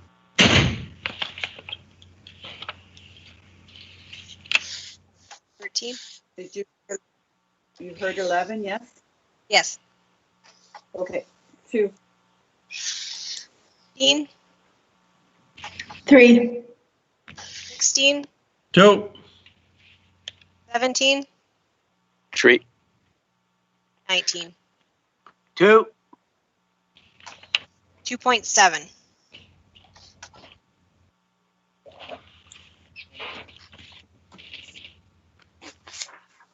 We're on page 55, and this is a well decommissioning. Andre, you're up. No, sorry, it's Renee, Madam Chair. There was an error on that. Yes, I think it's me. This is a dug well. In speaking with the owner, it's approximately 12 feet deep, cement tile with cover, and the new well will be at least 20 feet away from this well. And the well is also 60 feet from the road. And that is basically all I know about it. So it seems to me it's just a water quantity, water quality issue. I don't have that in my notes. I'm just saying that, like, the existing situation reads the surface well does not replenish fast enough, and then so that's a water quantity, not a quality. Okay. Any other questions?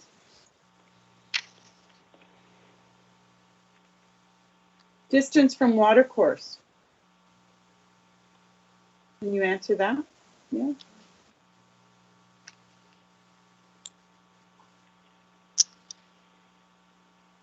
I don't know. So it's scoring 4. I'm going to assume because it's in a WAPA or IPZ. Or distance, distance to a well in use likely. Yes. So Yes. on the photos, it looks like the new well there, for those that can see the screen. Right. Okay, seeing no questions, we'll go ahead and rate. Okay, number 2. 4. Number 3. 4. 5. 5. 11. 5. 13. 3. 14. 5. 15. 5. 16. 5. 17. 5. And 19. 4. 4.5. Thank you, everyone. Page 66. It's a stream bank erosion, and is Jeff joining us, or are you? He is online. He's just muted. Hello. Hello, Jeff. Oh, you're still muted, Jeff. Oops. We lost you again. You're still muted.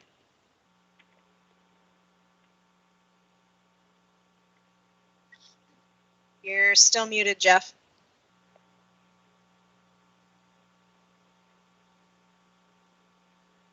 See, you're trying to unmute, but you're still muted, Jeff. Oh, there we go. Are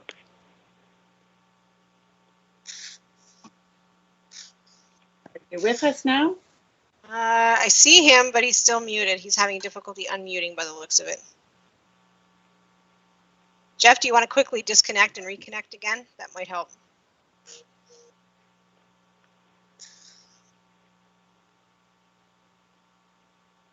Okay, just give him 1 second. He's just logging out and logging back in.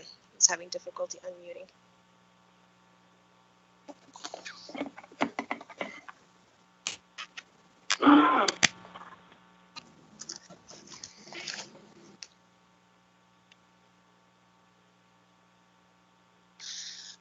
Just waiting for him to reconnect.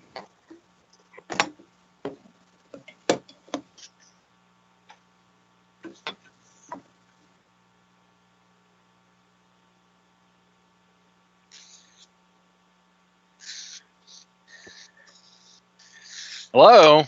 There we go. Sorry about that, everybody. Technical difficulties. Welcome to COVID-19. A pleasure to be here this morning. Thank you, Madam Chair and committee. So this one's an interesting little site. Lots of erosion going on. But I'd like to kind of divide the site in half, if you will, because what happens? It's a typical rural residential lot alongside a road. So we have erosion that starts at the road. There's water coming from the farmer's field on the other side of the road. And there's a cross culvert there that finds its way through the property and then ends up at the Castor River. So the upper 40 meters of it isn't as bad. The lower 40 meters, it starts to increasingly get worse as the grade starts to change and slope more towards the river. So for me, the bigger spot is, as you can see in the lower slide, that's the part that's closer to the Castor River. If you look carefully, you can see the Castor River off in the top right corner of that image there. So this last portion of the person's site is where the severe erosion is occurring. And in my opinion, the bigger problem is this area here is very close to the septic system. So I did make a note that the septic system was in jeopardy potentially.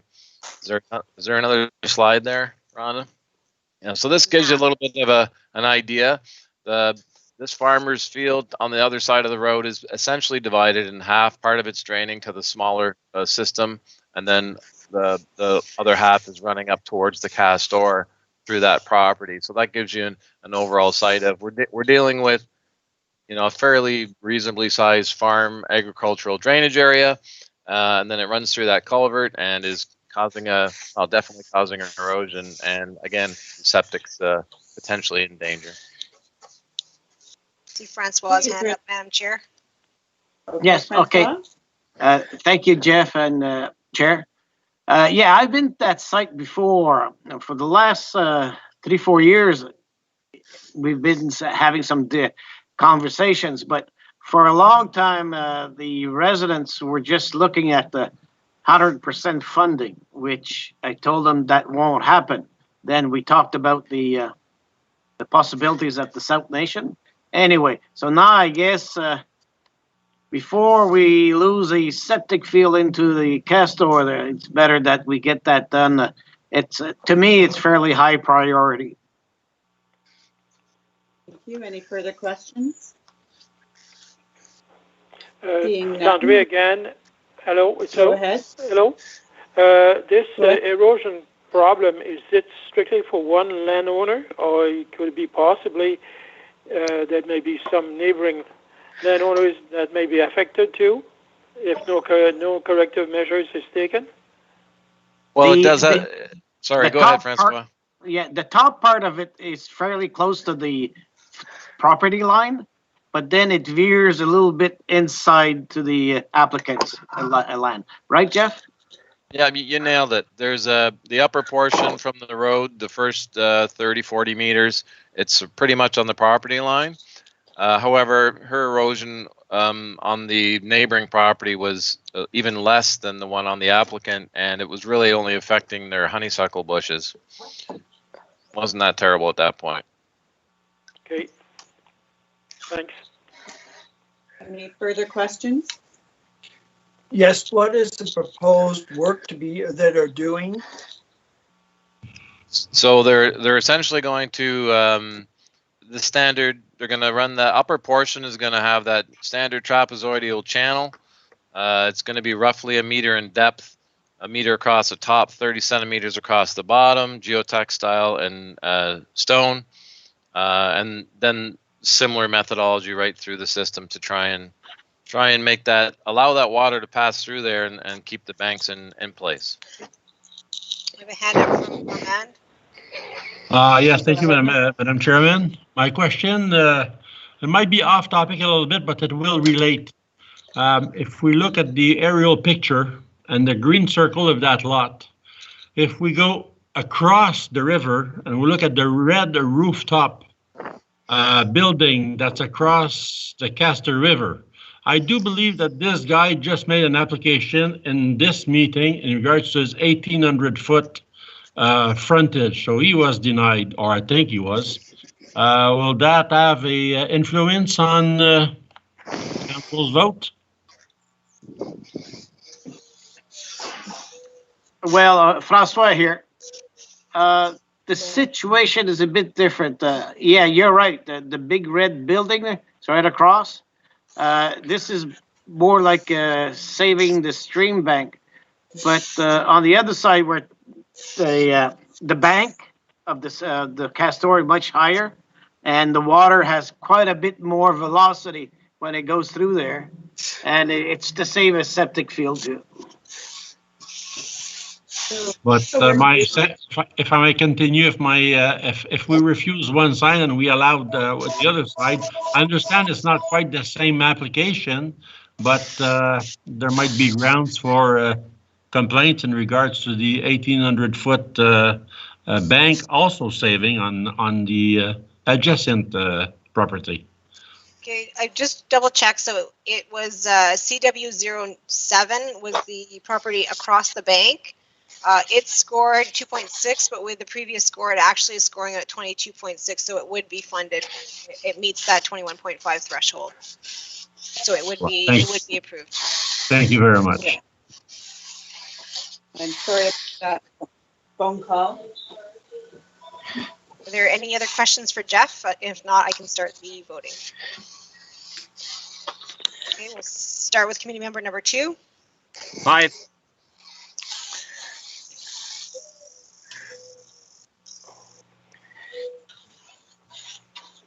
Committee member number 3. 4. Thank you. 5. 4. Sorry. Sorry, number 5. Nope. 5. I did get you number 3. Number 8. 4. 11. 5. 13. 3. 14. 5. 15. 5. 16. 5. 17. 5. And 19. 5. 4.6.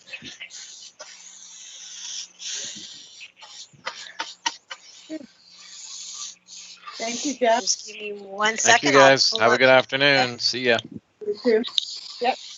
1 second. I'm going to pull up the results for you.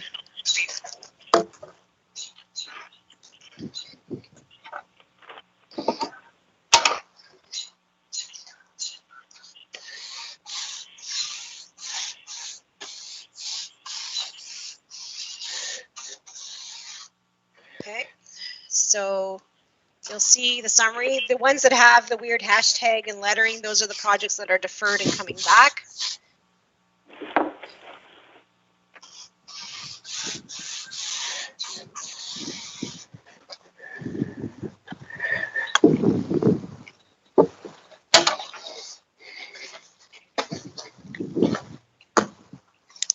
Rhonda, if you can just pull out or highlight those that don't meet the score. Yes, give me 1 second. I'm just going to. Support.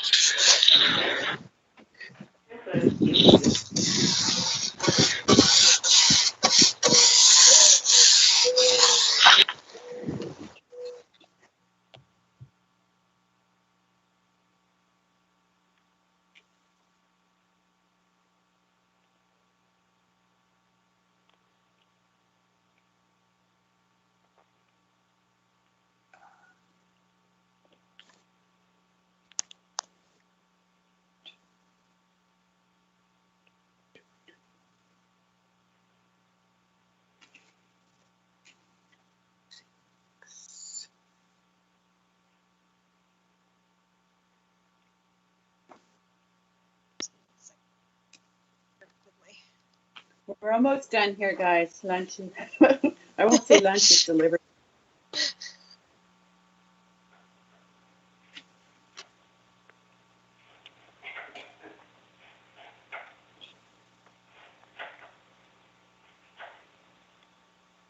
Okay, it's going to be difficult on me, so let me try this again.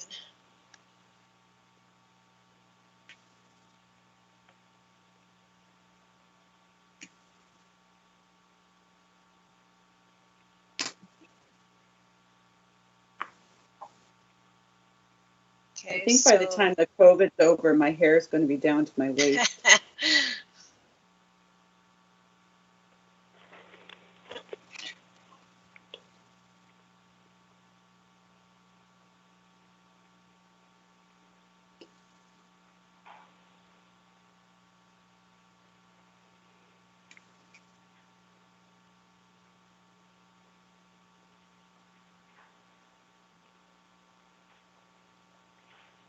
Sorry, my computer's just being finicky on me. That's all right. It's always that way when you want to hurry up, eh?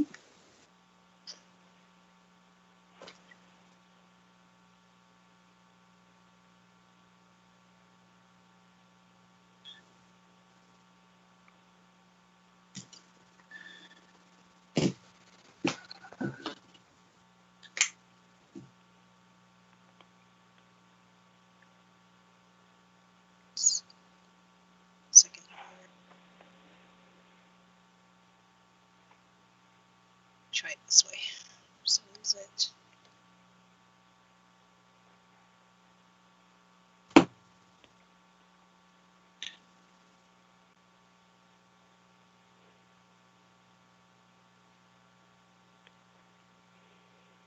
I had everything set up ahead of time, of course. It's not going to cooperate with me. So what I'm looking at this point in time, Rhonda, is that we're looking at 3 projects that do not meet yes. our So I can probably do it criteria. from here. So 01 would be on the waiting list. So 2, 3, 4, 5, 6A, 7, 8, 10, 12, 14, 21, sorry, 15, 16, 18, and 19 all score high enough.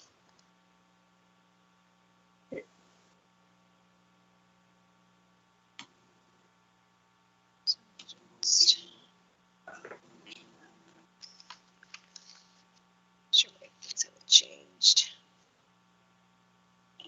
Double check. Okay. Let's try time on here.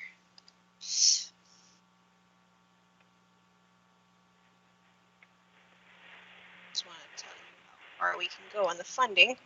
Shit.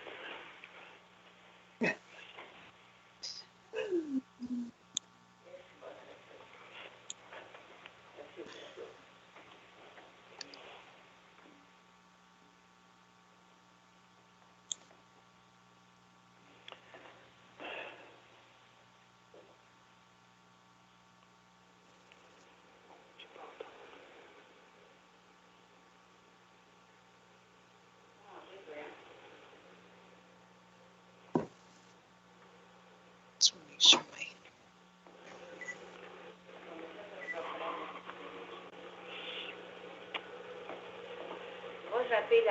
okay, I'm gonna Let's do this a long way because every time I move stuff, my scores are screwing up on me. So, is there anything I can do to help you in the interim? No, I think we're good. We're just gonna have to do this the slower way. It's all right. Just give me 1 minute. So I'm standing between you and lunch.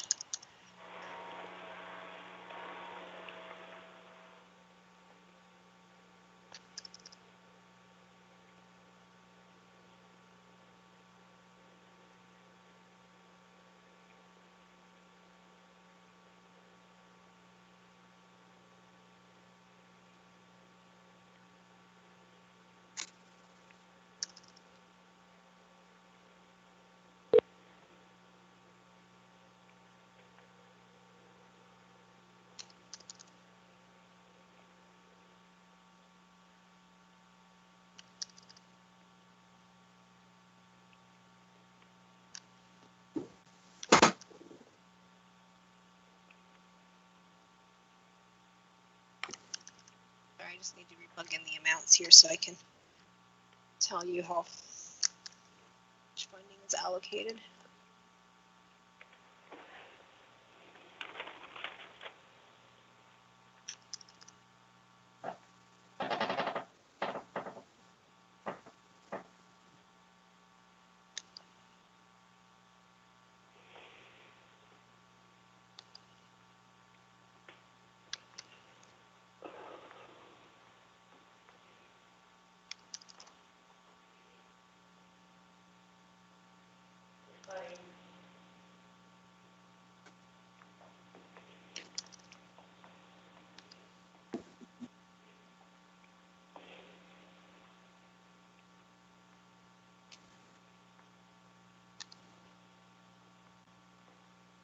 Just need to take out the ones that are.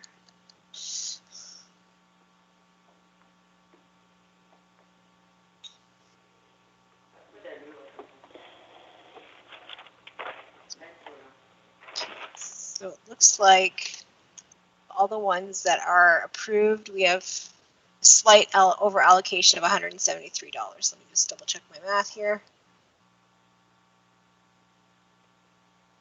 Oops.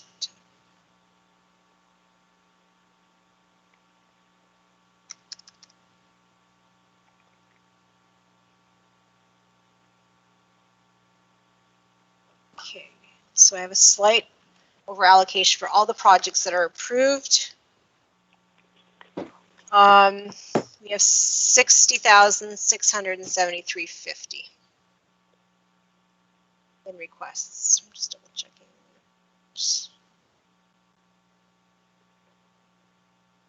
Rhonda, Yes. it's Glenn. Yes. My total allocation came to 55,673. Am I missing one? Just double checking my math. I come up to the same amount, Okay, 55,673.50. Oh, no. So I have number 2 is approved at 8,000. Number 3 at 8,000. Number 4 at 1,000. Number 5 at 8,000. 6A at 5,000. 6B is deferred. 7 approved at, oops, I got a typo there. No, sorry, 7 is 2,373.50. 8 is approved at 1,000. 9 is approved at 5,000. 10 at 1,000. Was nine not deferred? Oh, 9's deferred. Yeah, 9. Oh, sorry. Okay, there we go. Okay, let me keep going here. I've got 11. 11 is approved at, no, sorry, 11 is on the waiting list. 12 is approved at 1,000. 13A through C is deferred. 14 is approved at 5. 15 approved at 4,300. 16 approved at 5,000. 17 is on the waiting list. 18 is approved at 1,000, and 19 approved at 5,000.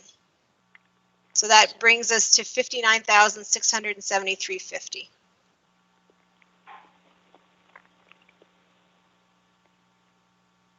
So we are able to meet all of the approvals to date. However, that pretty much allocates the budget, leaving about $400 currently. So $326.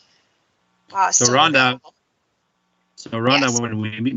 when we meet in September and we look at the ones that have been deferred, that could change if they score higher. That's correct. So the other option we can do, because we're so close, is we can raise the cutoff higher than 21.5 for this first round of funding if you want to allow funding to be available in September. So again, our threshold was set at 21.5. Committee can choose to set that higher for this first round if you wish to see if better water quality improvement projects come in September. So we can raise that threshold. Otherwise, we pretty much have the bulk of the funding allocated at this meeting. I have Norman has his hand up. I still come up with 55,573.50, just for your information. 55,673.50. That's what I came up again. Sure that I have the right ones deferred here. So I have deferred. And I double checked my numbers with yours as you were going along. Oh, 9 is deferred. Sorry, I missed one. So you're right. So 54,673.50. Thank you for that. So that would leave just over 5,000 unallocated in September. The option again can be raising that threshold for this first round of funding to something higher than 21.5. So I guess the question out there for the committee, first one is wish to raise the threshold so that we have an opportunity for the potential for higher water quality projects to come in September, and that will include the deferred ones to review at this time, or do we just go ahead and approve all of those that met criteria today and leave the remaining 5,400 and some odd? So I'm looking for a motion in some format or another. This is Andre. As a comment, over the years we're dealing with the threshold of 21.5 for the first meeting, and I personally believe maybe we should retain this 21.50 as a minimum for approving the projects. Thank you for that. Any other comments? It's Glenn. I would agree that we should stay at 21.50 or 21.5. We have been using it. We know the basis that we set that at a few years ago, and I think we should maintain it. Okay, so Renee, you have your hands raised. Yes, I agree with both of the last comments as well. 21.5, I think should stay. Thank you. Based on those comments, then I'm looking for a motion to approve projects that have met the criteria at this meeting. I see hands from Ray and Francois. Okay, so move. Seconded by Francois. Any further discussion? Okay, with the permission of the movers and seconders, we will move the 2 projects that have scored lower than 21.5 to the waiting list. So that's number 17, number 11, and number 1 for projects. They would move to the waiting list. Agree. Yes. Agree. Another comment in the projects on the waiting list. I still maintain that maybe for those projects along the Nation River near Casman, that maybe an on-site visit should be made by Jeff or somebody else to look at the situation and maybe look at the possibility of a community project instead of individual projects being approved. I think, Madam Chair, to do that, we would have to pull them out of the approvals today if you want to look at a different mechanism to fund them, because they're currently now, I believe, or what are the project numbers on the gas? It would No, be, they were both on the waiting list. number 11, yes, sorry, is on the waiting, okay, and number 15 was approved, 15 is approved, so it's one of them. And the last one is number 17, and number 17 is on the waiting list. So 2 of the 3 are on the waiting list, 1 is approved, just for the committee's information. Francois has his hand up. Yeah, okay, I would, 17 is, which one's approved? I would put it off the list and really go with a community-minded project would be better off to get all the owners on board. Okay, so that would be number 15 is the one that's just made, it's 21.6, the score on number 15. So if I take that one out, that brings us to 51,373. So we have about 8,500 unallocated. Okay. So is that all right? Our movers and seconders, right? I'm okay with that. And Ray was our mover. I agree too. Okay. Okay, so we're gonna show number 15 then as deferred as opposed to approved. Yes. Okay. And again, on the grounds that we really, the committee feels that a site visit needs to be made by South Nation staff, and then look at opportunities collectively for these erosions. Okay. Okay.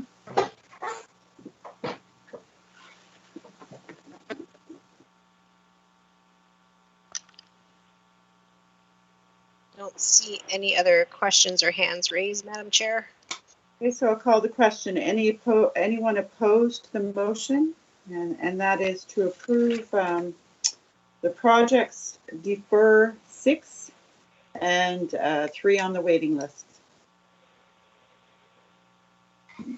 Seeing no opposition, all that carried. Thank you, everyone. Okay, I'm sure everybody's stomachs are hungry at this time. We have no supplemental agenda. The next meeting is scheduled for September 14th at 9 a.m.